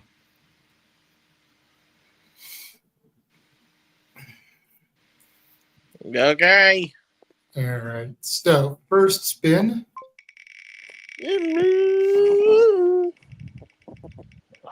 Is it me? I said it and it came true. No, it didn't. All right. So, right into things, and Walter gets a spin. Second spin. These are going to be our leans, by the way, for Emmanuel in the chat. Panel's choice. Ooh.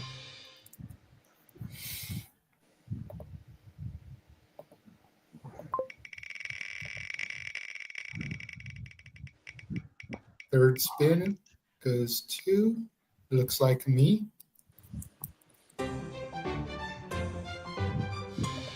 Ding. Fourth spin goes to, is that me again? That's me again. Yahoo! And the final spin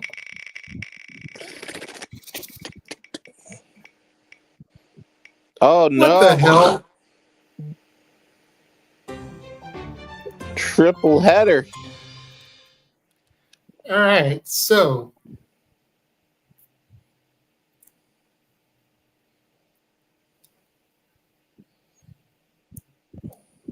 We'll then go to that. And now this wheel, Walter, just so you know, is all of Weird Al's albums. So whatever album comes up, you get to pick a song off that album. Okay. Again, me and James have already sang 6 songs. A couple of the greatest hits have already been done, like another one, Rides the Bus and Amish Paradise. We've also done some more obscure songs, like The Night Santa Went Crazy and Skipper Dan.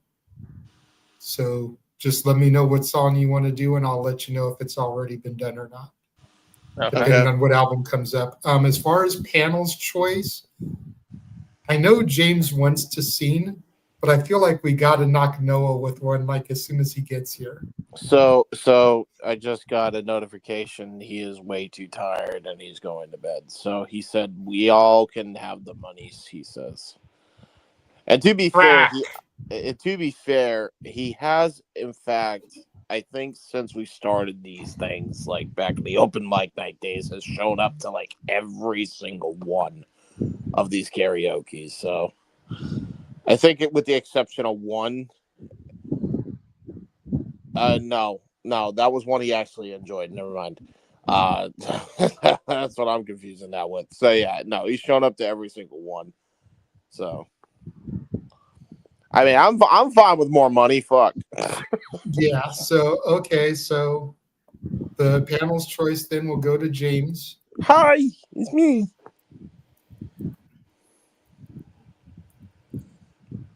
Oh my God, Bad Hair Day. I remember that.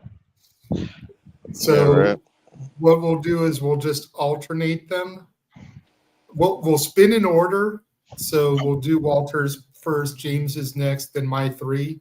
But when it comes to performing, it'll go me, Walter, me, James, me. That way I don't have to do 3 in a row. That makes sense.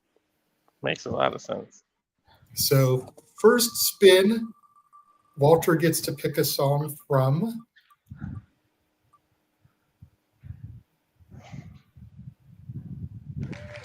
the UHF soundtrack. That has not come up yet, so you're pretty much free and clear.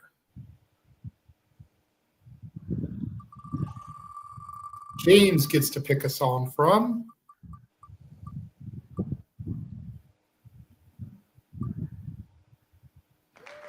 Off the Deep End. Okay. I know which song I would choose if I had that one, but I don't. At least not yet. So my first song is going to be from Off the Deep End.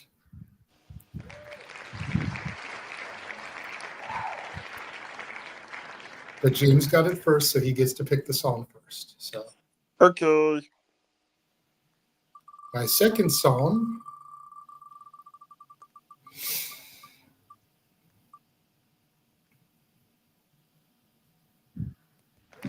Running with Scissors.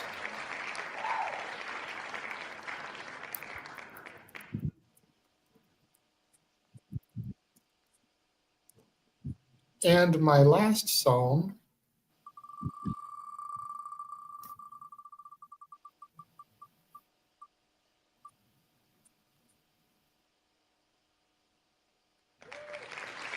comes from Bad Hair Day. Why did Running with Scissors disappear?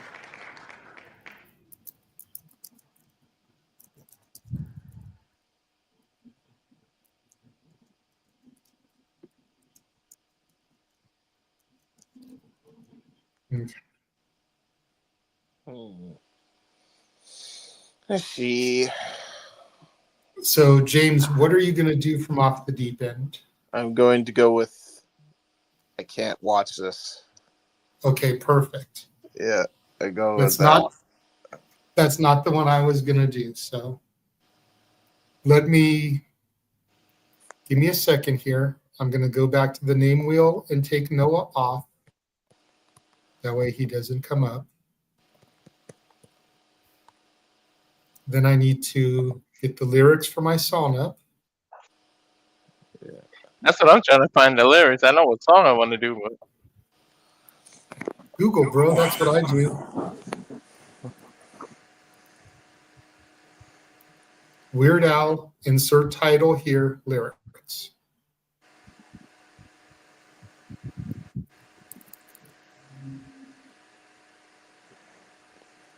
All right. James, you've been doing the pleasure of introducing me, so I will go ahead and let you do it again, good sir. Yes. It's probably the most well-known song from Off the Deep End. I'm going to do Smells Like Nirvana. Yeah, sounds about right. Here's So the thing. Emmanuel, hold on. So Emmanuel, let Arlene know 15 to 5 to James. Yes. So I don't know if I cut out or if everybody else cut out. I don't know. But Okay, yes. I'll just say it again because maybe it was me that froze for a second. So Emmanuel, let Arlene know 15 to me, 5 to Walter, 5 to James. Yes. Thank you much. Go ahead. Alrighty. So here to sing Smells Like Nirvana. Here is the Renegade, J.J. Williams.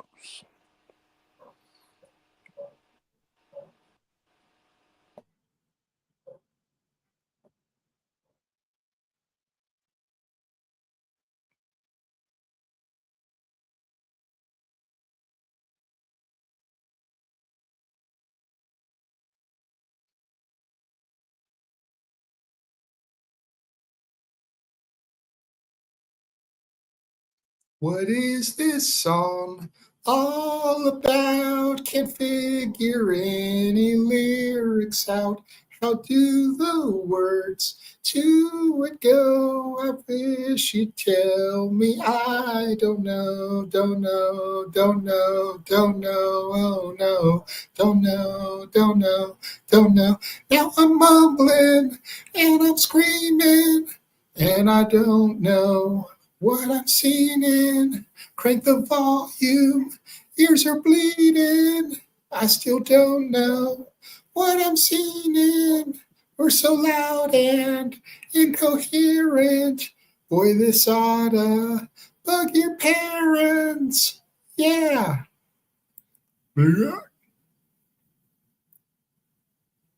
Hi. It's unintelligible. I just can't get it through my skull. It's hard to bar gnarled vowels with all these marbles in my mouth. Don't know, don't know, don't know, oh no. Don't know, don't know, don't know. Well, we don't sound like Madonna. Here we are now. We're Nirvana. Sing distinctly. We don't wanna buy our album. We're Nirvana, a garage band from Seattle. Well, it sure beats raising cattle. Yeah.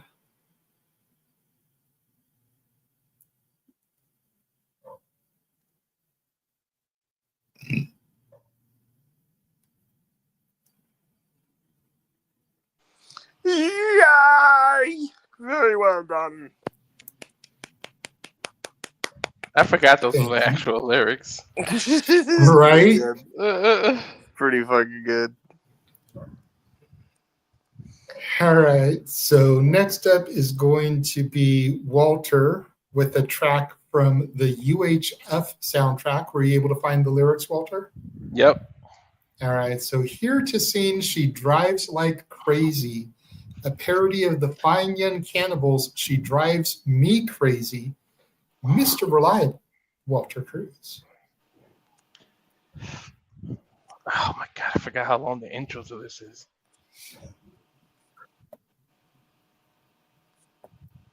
When how you do 80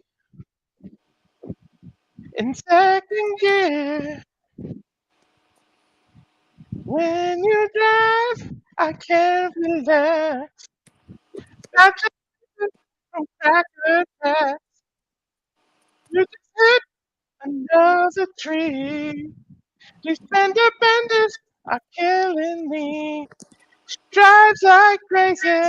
Ooh, ooh, like no one else. Ooh, ooh. He drives like crazy, and I'm afraid for myself. They'll put you behind bars where you play bumper car. Did a great figure eight in the middle of the interstate. Now you squeal wherever we go. Even hitchhikers just say no. She drives me crazy. Ooh, ooh. Her car's a mess. Ooh, ooh. She drives like crazy. She's got a death wish, I guess.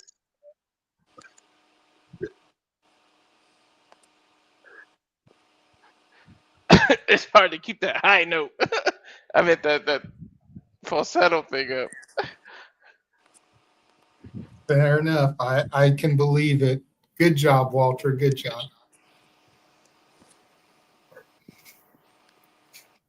All right. So it is up to me again. Yes. For my song from Running with Scissors. And again, I'm not going to take the obvious one here. I'm going to sing my personal favorite from this album. It is called Ode to a Superhero. And it is a parody of Billy Joel's Piano Man. Now, traditionally here lately, I've been giving you 2 verses. I'm actually going to give 3 because the third verse is my favorite verse. So hang tight with me, everybody. Little something extra for Arlene Dominguez since she is giving me 15 of these dollars. Mm-hmm. So like I said, I'll be doing Ode to a Superhero, James. Okay. Here to sing Ode to a Superhero. It is the Renegade, J.J. Williams. Oh, hold on a second. Oh. Hold on a second, because that's not off the right album. I thought it was on that album, but it's not. Oh, no. Oopsie daisy. Oopsie poopsie. Okay, give me a second. Botch! No botch graphic, though. Botch graphic. No botch graphic. He's not here. No. Oh, he's not here? Yeah, fair. Oh, yeah, he did. Sworn that was on that album.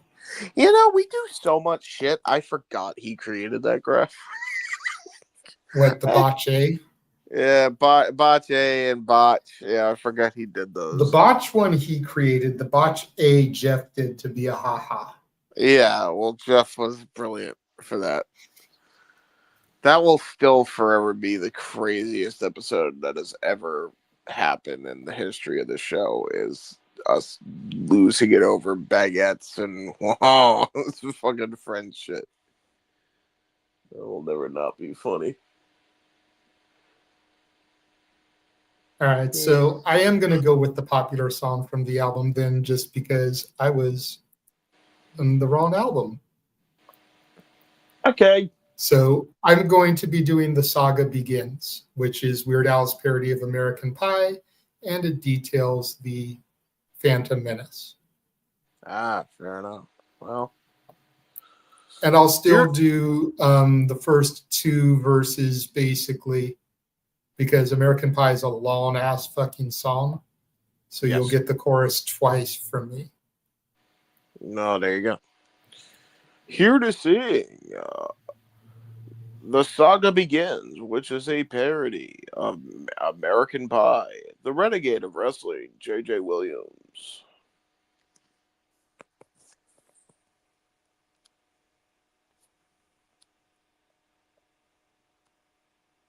Long, long time ago, In a galaxy far away, Naboo was under an attack.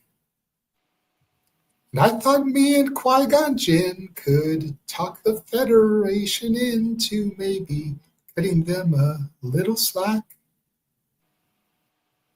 But their response, it didn't thrill us. They locked the doors and tried to kill us. We escaped from that gas and met Jar Jar and Boss Nass. We took a bongo from the scene and we went to Theed to see the Queen. We all wound up on Tatooine. That's where we found this boy. Oh my, this here Anakin guy. Maybe Vader someday later, now he's just a small fry. He left his home and kissed his mommy goodbye, saying soon I'm gonna be a Jedi. Soon I'm gonna be a Jedi. Nice. Did you know this junkyard slave isn't even old enough to shave? But he can use the Force, they say. Do you see him hitting on the Queen, though he's just 9 and she's 14? Yeah, he's probably gonna marry her someday. Now I know he built C-3PO, and I've heard how fast his pod can go. And we were broke, it's true. So we made a wager or two. He was a prepubescent flying ace. And the minute Jabba started off that race, well, I knew who would win first place. So yes, it was our boy. We started singing, my, this here Anakin guy. Maybe Vader someday later, now he's just a small fry. He left his home and kissed his mommy goodbye, saying soon I'm gonna be a Jedi. Soon I'm gonna be a Jedi. Thank you.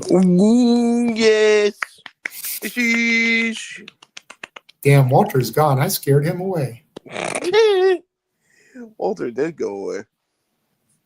That's cold-blooded. And I am ready. All right, James, what song are you doing from Off the Deep End? I am doing Can't Watch This. That is right. Okay, so here to sing I Can't Watch This. Weird Al's parody of MC Hammer's You Can't Touch This. Are we doing a goofy voice or are we just doing straight up James? We are doing straight up James. James Hebert, everybody. Yes, here it is. I can't watch this. Do do do do do do do do. Can't watch this. Do do do do do do do. Can't watch this. Do do do do do do do. Can't watch this. Do do do do do. My TV makes me so bored. Makes me say, oh my Lord, what is this garbage here? When I cover my eyes and plug my ears, it sucks. And that's no lie. It's about as much fun as watching paint dry. Lowers my IQ one notch, and that's the reason why I can't watch this. Do do do do do do do. I told you, homeboy, I can't watch this. Do do do do do do do. Can't watch this, dude. It's trash. Poke my eyes out, man. Can't watch this, dude. Yo, give me the remote control. I can't watch this. Oh no, no, no, no, no, no, no, no, no, no, no, no. No, no, no, no, no, no, no, no, no, no, no, no. I can't watch this. Should I do another verse? I think it's fun. I think it's fun the way it is. That was good, James. Thank you. Thank you. That is pretty fucking funny. Dude, it literally Weird Al Yankovic just talked about the IWC. He predicted the future.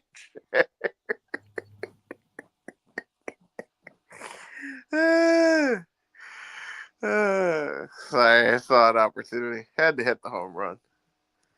Hey, I don't blame you for it. You know how it be. Shit. All right, so for my last song of Arlene's spins, Yes, I am sir. going to be doing Gump, Weird Al's parody of the Presidents of the United States of America song Lump.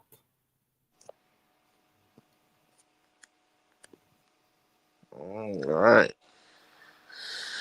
Is it called Lump or? No, it's called Gump, like Forrest Gump. Oh, yes. Okay. This one's dedicated to Jenny. Here's to sing Gump, the renegade of wrestling, J.J. Williams. Gump sat alone on a bench in the park. My name is Forrest, he'd casually remark. Waiting for the bus with his hands in his pockets. He just kept saying life is like a box of chocolates. He's Gump, what's in his head? He's Gump, is he inbred? Gump was a big celebrity. He told JFK that he really had to pee. He never feels too dumb because his mom always told him stupid is as stupid does. He's Gump, he's kind of square. He's Gump, what's with that hair? Wow. Run,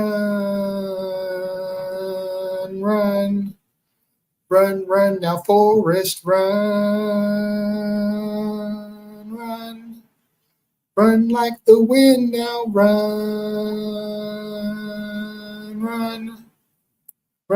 now Forrest, run, stop.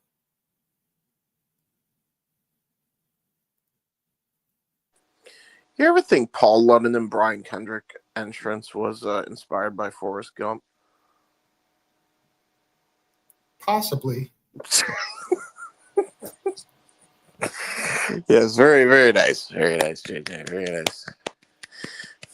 Life is like a box of chocolates. You'll never know what you're going to get.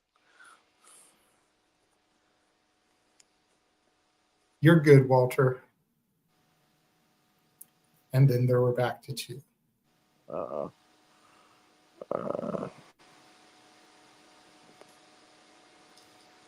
So apparently something happened with Walter's dog. He got out. Oh, no. He said that he'll sing whatever he needs to at the start of the next Shenanigans. Shit. Oof. Well. Is fine because the next 10 spins we're going to be doing are manual spins, and he already told us he was going to have to pay us next week anyway. Yeah, it works out.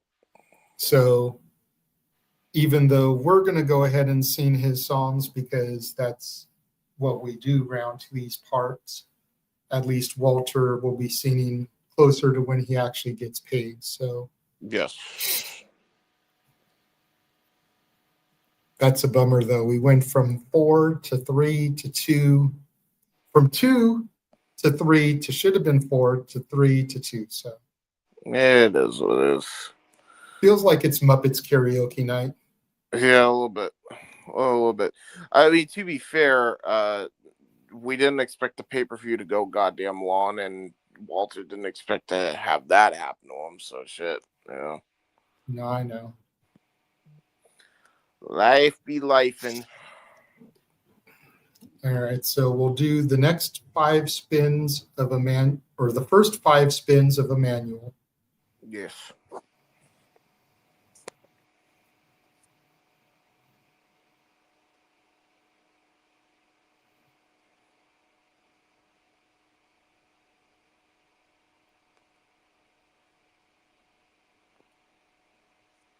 Come on.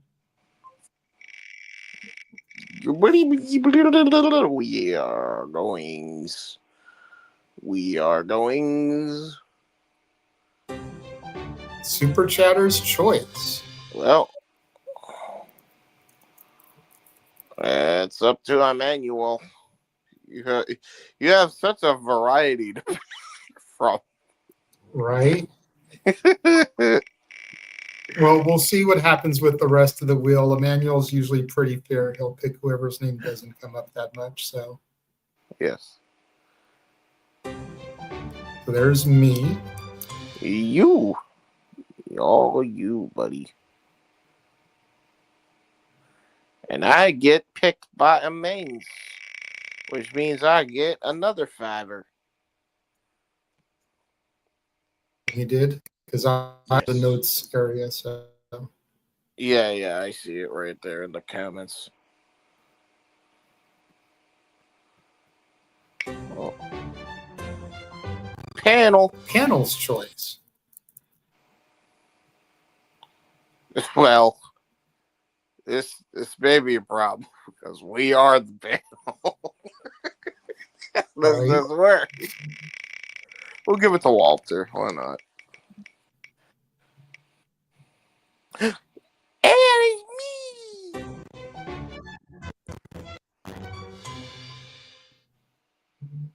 Okay. Come on. With this thing.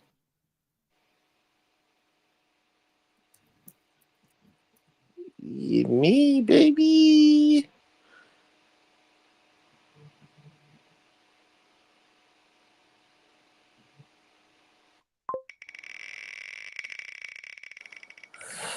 And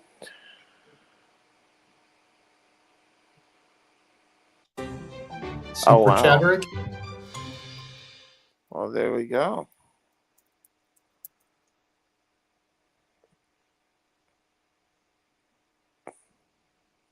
Well, there we go. So, I think we have a panel's choice. We have a super chair's choice. I got picked by the wheel. I got picked by the wheel. Yeesh. I say we give it to Walter for the panel's choice. That way he at least gets some cash despite the snafu with his with the life in. Fair enough. You know what? Let's just go ahead and do the other 5 spins.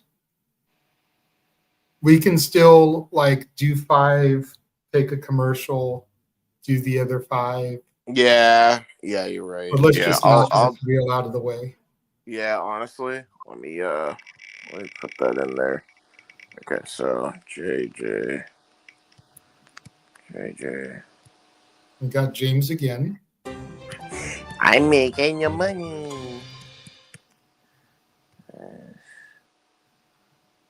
Walter. I've already got it here in the notes section, James. Oh, okay, I didn't know. Sorry.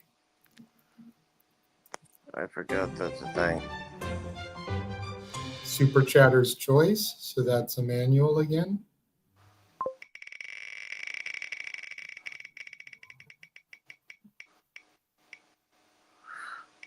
I'm making the money. The mon. 2 more. Yay.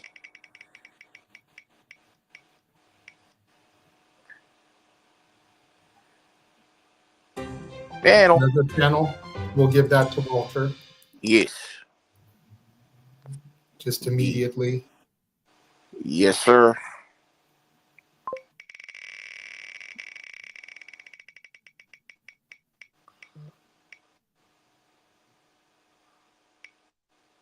Oh. And another panel we'll give to Walter. There we go. So now Walter has 3 songs. Yes. Walter has 3. You have 4. I have 2, depending on who. Okay. He gave Super Chatter's choice to Walter. Oh, okay. So I get 3 then. So let's do it like this then. That way Walter doesn't have 2, 3. 1, 2, 3, 4, 5. 1, 2, 3, 4, 5.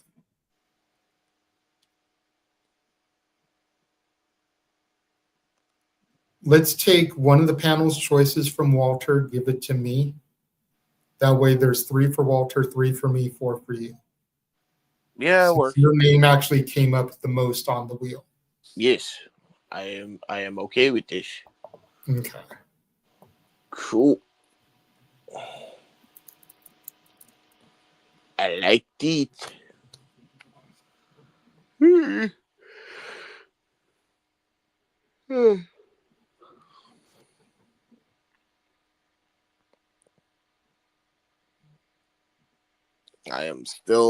I am a trooper.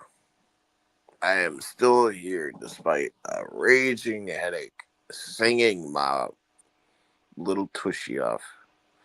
And we appreciate you for that, James. Yes. Although I will say, fair warning, the minute I'm done with my spins for tonight, and we get to Emmanuel's, or no, there is no super chat. Yeah, the minute I'm done with my spins, I'm going to bed. Bye. Dude, the minute we're done with the spins, because you have 4, I've got 3, so it'll be alternated. You, me, you, me, you, me, you. Once we're done, we're signing off. So don't worry about that. That is fair. Okay. There's no reason to hang around. We've already talked about the Andrade thing. Nobody else is here really, so. Yes. All right, so the first album you get to pick a song from is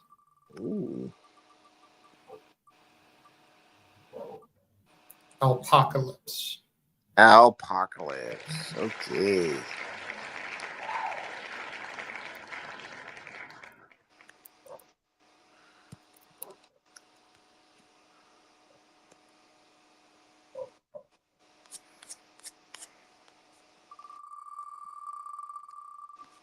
First one for me is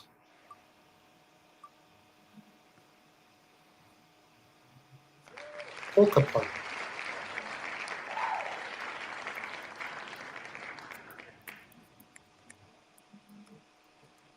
Honestly, one of his weaker albums. Walter will get a song from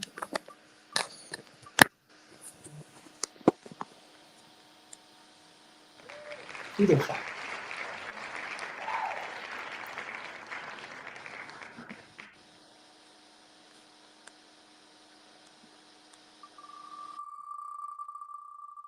James's next one will be from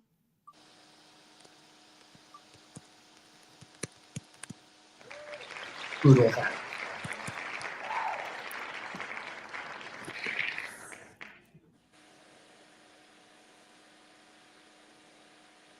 My next one will be from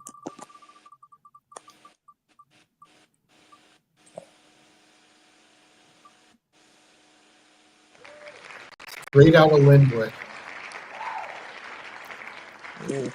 What's my second one, by the way? I got my first one ready. Poodle Hat. Give me a second to finish the spins and I'll put them in the private chat for you. Oh, okay. Thank you. So just worry about your first one for right now. Okay. Your third one comes from Apocalypse. Oh, cool. Oh. Okay. BPD. Walter's next one comes from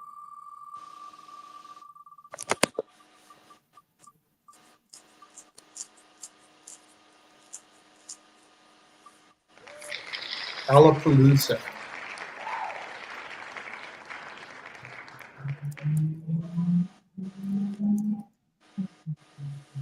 James's last one.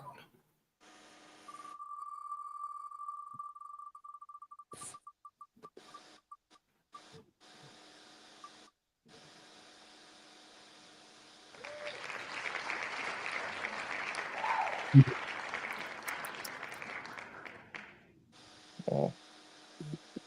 What is it? I couldn't hear. Uh-oh. You have 2 from Poodle Hat and you have 2 from Apocalypse. Oh, perfect. Okay. From Doodle Hat and Apocalypse. Okay.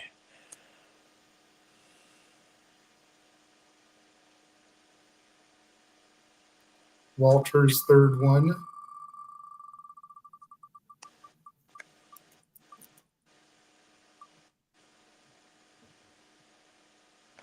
Dare to be stupid.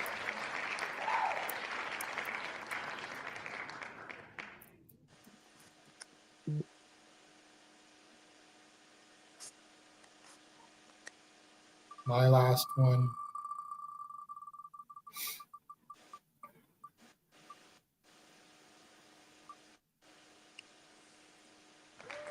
Debut album.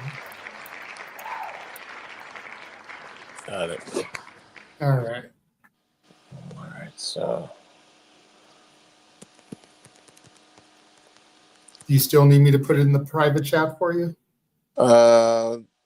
Doodle Hat. Since you have two from both, from, and it's not Doodle Hat, it's Poodle, like the dog breed. Oh, Poodle Hat. Poodle Hat. Okay, yeah, sorry. Poodle Hat lyrics. Oh, lyrics. No, album. Thank you. I'm trying to make sure I'm not familiar. All right. 1 second here.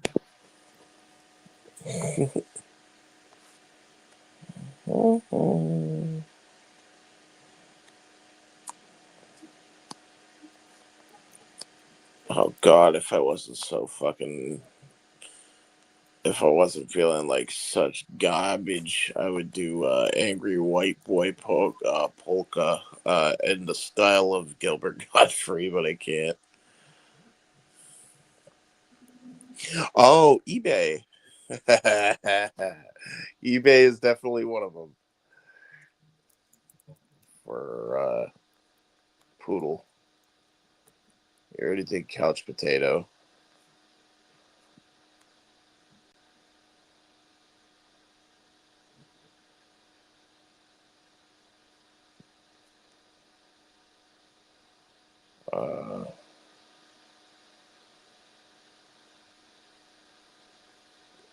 Yeah, so eBay. By the way, I have Party in the CIA and Whatever You Like as part of mine. Okay. Which one would you like to do first? I'll do Party in the CIA because it's actually probably the one song that I can sing that won't be terrible. All right. There we go. Ladies and gentlemen, here to do Weird Al's parody of Miley Cyrus, Party in the USA, Party in the CIA, James Hebert. Well, I moved out to Langley recently with a plain and simple dream. Want to infiltrate some thorough place and topple their regime. Those men in black with their matching suitcases, where everything's on a need-to-know basis. Agents that got that swagger, and everyone's cloaked and dagger. Oh, wow. Oh, yeah, and then it's supposed to repeat 2 times. Why is every lyric that I pull up not saying that? Whatever. I'm feeling nervous, but I'm really kind of wishing for another undercover mission. Oh, wait, no. Oh, it's another fucking lyric. Oh, no, I fucked it up. Hold on. I'll start again on that second part. I'm feeling nervous, but I'm really kind of wishing for another undercover mission. That's when the red alert came to the radio, and I got my earpiece on. I got my dark sunglasses on, and I had my weapon drawn. So I get my handcuffs, cyanide pills, my classified doser. Tapping the phones like, yeah. Shredding the files like, yeah. Man, this does not age well at all. I mesmerized all the enemy spies, and I got to neutralize today. And I say, yeah, it's a party in the CIA. Yeah, it's a party in the CIA. Man, I really fucked that up because I haven't heard that goddamn song in God knows how long. That's where the advantage is to play it in your ear, good sir, which Yeah, I I get. know. You're tired, you have a headache, you're laying down probably on your bed doing this. Yes. Migraines. So I are totally get it, but that's the advantage of having it in your head now. Yes. You did The Night Santa Went Crazy earlier. So since we're already dabbling in Christmas tunes, I'm going to do Weird Al's more famous Christmas song, Christmas at Ground Zero, which I do believe was actually banned for a couple of years after 9/11. I'm not surprised. But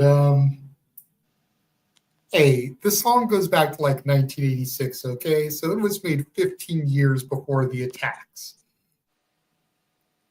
Yeah. But still, it's a fun little song.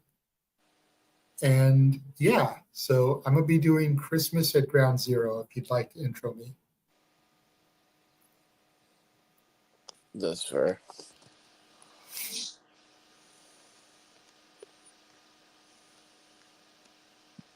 No intro? Okay. Oh, sorry. My brain killing me. Repeat again. Christmas at Ground Zero. Yes, that's what it was. Here to sing Christmas at Ground Zero by Weird Al Yankovic. It is the renegade of wrestling, J.J. Williams.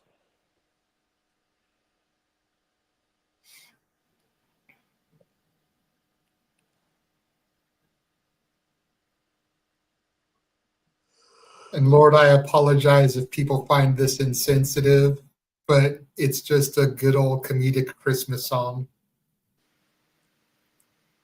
It's Weird Al. Take it for what it's meant as.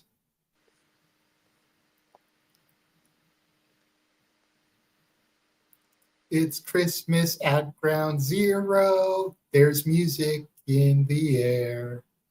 The sleigh bells are ringing and the carolers are singing while the air raid sirens blare. It's Christmas at Ground Zero. The button has been pressed. The radio just let us know that this is not a test. Everywhere the atom bombs are dropping, it's the end of all humanity. No more time for last minute shopping. It's time to face your final destiny.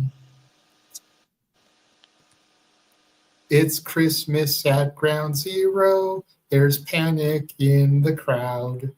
We can dodge debris while we trim the tree underneath the mushroom cloud.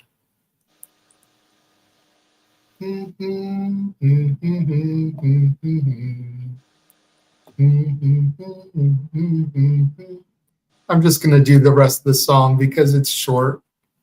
Mm.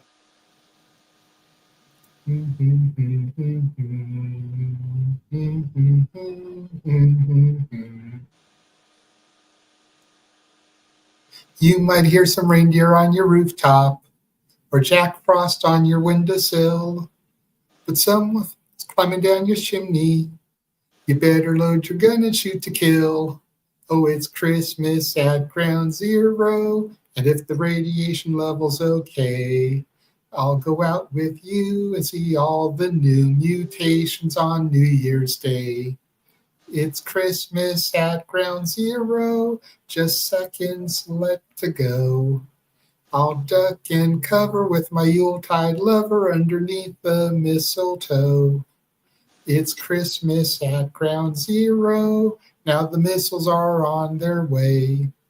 What a crazy fluke, we're gonna get nuked on this jolly holiday. What a crazy fluke, we're gonna get nuked on this jolly holiday.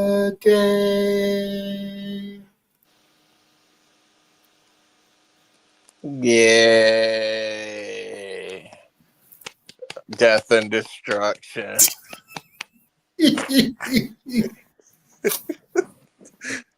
I love the implication that when Santa's coming down your chimney, you better load your gun and shoot to kill. Like, that shit cracks me up. Yeah, that's crazy, bro. That's so nuts. All All right, so are you going to move to Poodle Hat, or are you going to do your other one from Apocalypse first? Let me see.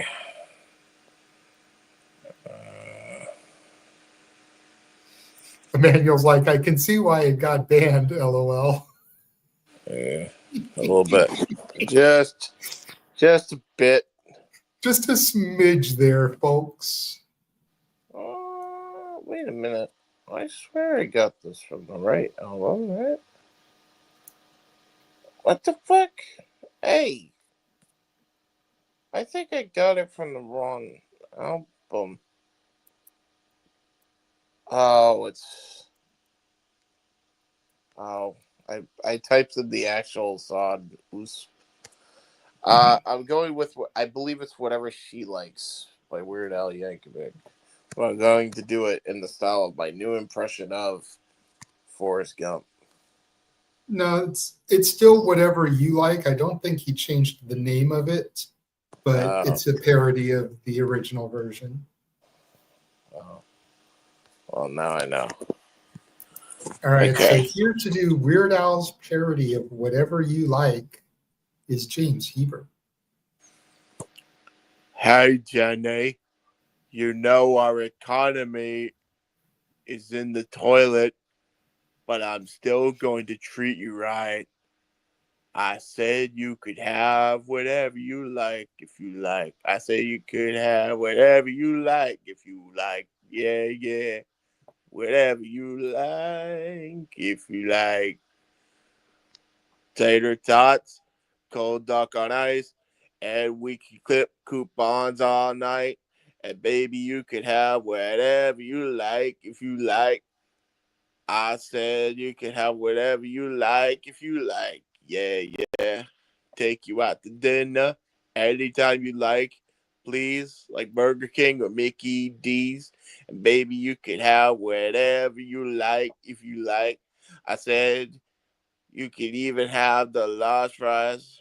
The large fries. Yeah, yeah.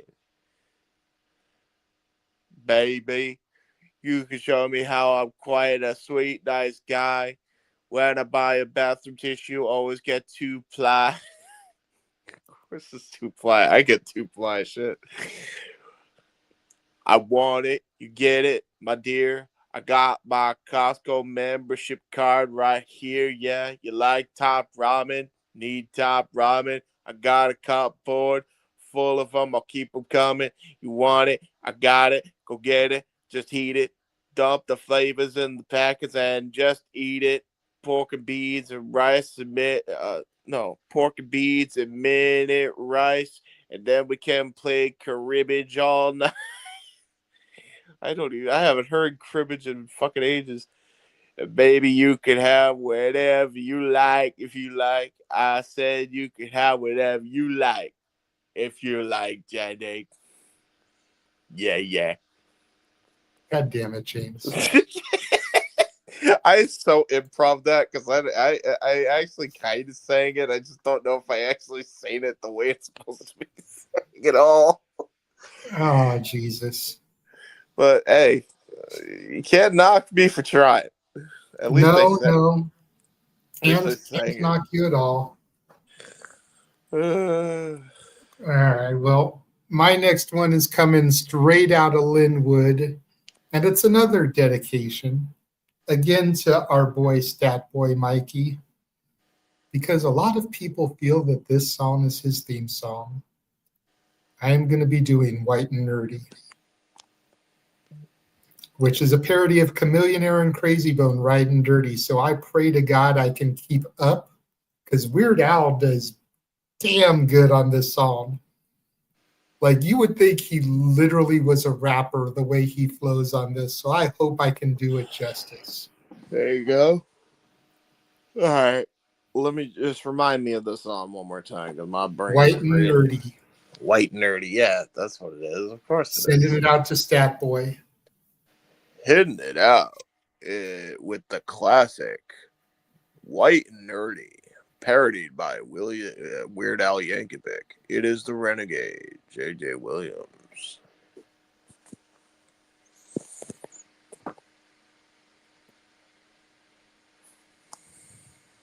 They see me mowing my front lawn. I know they're all thinking I'm so white and nerdy. Think I'm just too white and nerdy. Think I'm just too white and nerdy. Can't you see I'm white and nerdy? Look at me, I'm white and nerdy. I want to roll with the gangsters. But so far they all think I'm too white and nerdy. Think I'm just too white and nerdy. Think I'm just too white and nerdy. I'm just too white and nerdy. Really, really white. First in my class here at MIT. Got skills. I'm a champion at D&D. And so, yeah, sir, it's my favorite MC. Keep 40, I'll have no dirty tea. My rims fit to the contrary. You'll find they're quite stationary. All my action figures are cherry. Stephen Hawking's in my library. My space page is all totally pimped out. I got people begging for my top 8 spaces. No pie to 1,000 places. Ain't got no grills, but I still roll braces. For all my sandwiches and mayonnaise. I'm always in mind sweeper. I can play for days. But you see sweet moves, you can stay amazed. My fingers move so fast, you'll sit up place. Drop back and run. Pascal, I'm number one.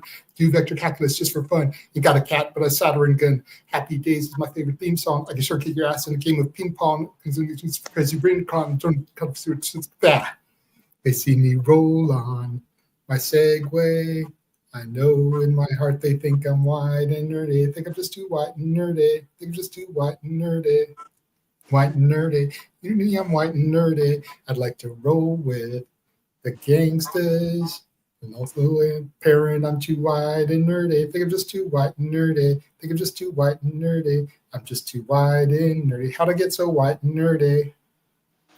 Damn, I had it there until the tail end of that verse. Yeah, a little bit. Got tongue-tied. You did better than I would have done, honestly. And I actually am going to be releasing rap songs soon.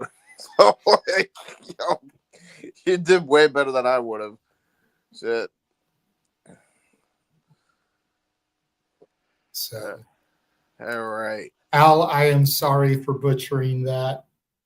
Well, Usually I do pretty good with some hip-hop, but Chameleonaire, Bone Thugs, I just can never keep the pace with some of them and end up getting too tongue-tied. So if you see this, I'm sorry, because Emmanuel actually shared this to Weird Al to see if he would show up and say something. he added Weird Al of all fucking people. Well, he must have tweeted it to him and like added him. Yeah, I just shared this live stream to Weird Al. Let's see if he replies. Oh, there you go. Well, I have one, and it's eBay. All right. So you've got 2 left, technically. I have 1. Yes. So you'll do eBay, then I'll do mine, then you'll do yours, then we'll do Shills, and we'll get out of here. So here to sing Weird Al's parody of the Backstreet Boys' I Want It That Way. Talking about all the things you can find on eBay. James Hebert.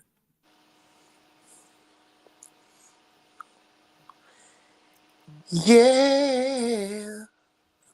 I suck at Backstreet Boys, you know. I used pink bathrobe, a rare mint snow globe, a Smurf TV tray. I bought on eBay. My house is filled with this crap. Shows up in bubble wrap most every day. What I bought on eBay. Tell me why I need another pet rock. Tell me why I got that elf alarm clock. Tell me why I bid on Shatner's old toupee. They had it on eBay. I'll buy your knick-knack. Just check my feedback. A plus. Plus they all say they love me on eBay. Gonna buy a slightly damaged golf bag. Gonna buy some beanie babies with tag. Gonna find some guy I never met in Norway. Found him on eBay. Tell me why I need another pet rock. Tell me why I got that elf alarm clock. Tell me why I've been on Shatner's old toupee. I bought it on eBay. Very good, James. And nowadays it's wish.com. And Timu. And Timu. Yes. So there you go. FYI, you're not prepared for my last impression of my last pick, by the way. Probably not, but we'll just get there when we get there. So my last song of the evening is going to come from the debut album. And I am picking his parody of Joan Jett's I Love Rock and Roll. I Love Rocky Road. Ooh. All right. Here to sing I Love Rocky Road. It is the renegade of wrestling, J.J. Williams.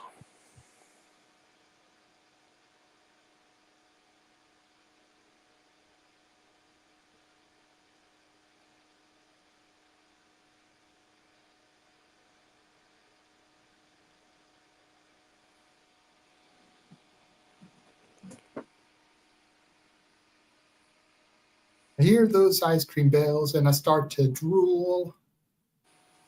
Keep a couple quarts in my locker at school. Yeah, but chocolate's getting old. Vanilla just leaves me cold. There's just one flavor good enough for me. Yeah, me. Don't give me no crummy teaspoon. I know what I need. Baby, I love Rocky Road. So when you gonna buy half a gallon, baby? I love Rocky Road. So have another triple scoop with me. Ow! They tell me ice cream junkies are all the same. All the soda jerkers know my name. When their supply is gone, then I'll be moving on. But I'll be back on Monday afternoon. You'll see another truckload's coming in for me. All for me, singing I love Rocky Road. So won't you go and buy half a gallon, baby? I love Rocky Road. So have another triple scoop with me. Yay! I like Rocky Road. Rocky Road? If you get that reference, you're a Goonies fan. Yes. I was going to say it sounds familiar for some reason, but my brain isn't placing it. And then you said Goonies. I was like, okay, Sloth. Yes, Yep. Sloth, baby. I love Goonies. Ruth. Baby Ruth. Ruth. All right. So, what is the last song you're performing, and who are you performing it as? I am performing Hardware Store, which is an original song by Weird Al Yankovic, but I am narrating it as the Firestone Tires guy. Okay. So here we go. Here to do Hardware Store as the Firestone Tires guy. James Hebert. Here we go. All right. Nothing ever happens here in this town. Feel it low down. Not a lot to do around here. I thought that I would go right out of my mind until a friend of mine told me the news. He said, "Hey, you know that vacant lot right beside the gas station? Well, somebody bought it. And on that spot, they're going to build up a shop where we can go buy bolts and screws and maybe Firestone tires." Since then, I've been walking on air. I can barely brush my teeth or comb my hair. Because I'm so excited, and I really don't care. I've been waiting since last June for that day to finally arrive. And now I'm so happy. I'm so goddamn happy just to be alive. Because any minute now, I'm going to be inside. Well, I hope they open soon. I can't wait. No, I can't wait. No when. When are they going to open up that door? I'm going in. Yes, I'm going in. I'm going in now. I say I'm going in now. I'm Foghorn Leghorn now. This is literally how it reads, by the way. I'm going to the hardware store. I'm going to the hardware store. I'm going to the hardware store again. Oh yes, I'm going to the hardware store to purchase some Firestone tires. Available at your local hardware store.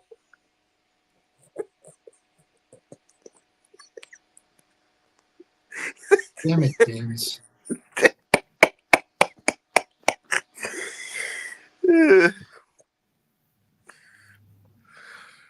you're going to drive anything, drive a Firestone. God damn you. All right. Well, we're going to do a couple of shills here very quickly so we can get out of here. And I could go get by his memes. I am going to run the trailer one more time, then we'll come back and do those. Okay. We will be right back. And now for a taste of things to come.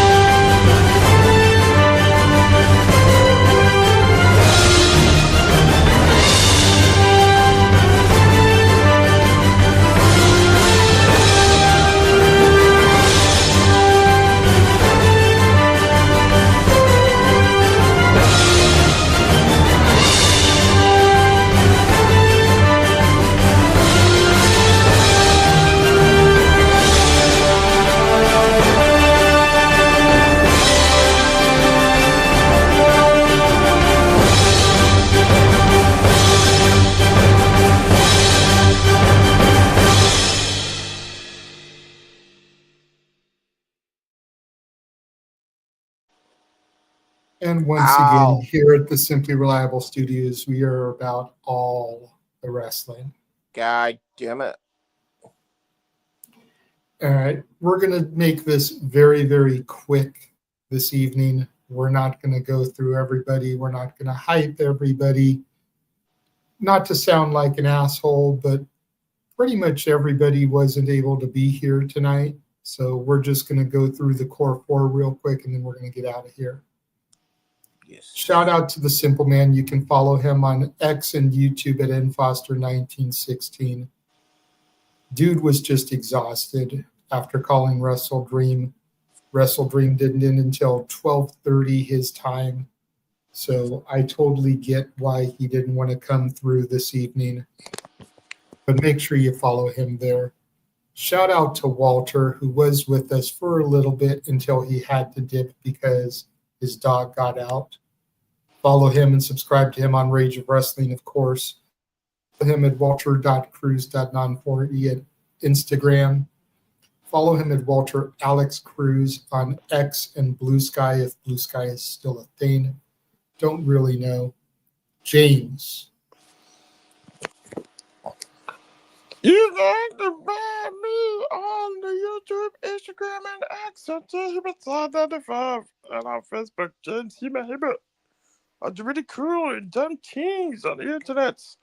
Like my uncle's documentary, which I have been going nuts the whole week and a half editing part 3. It's been crazy. So yeah, go check it out. It would be greatly appreciated. Show my uncle some support because you like me. Because if you like me, you'll like my uncle. And it's corporate synergy. Thank you.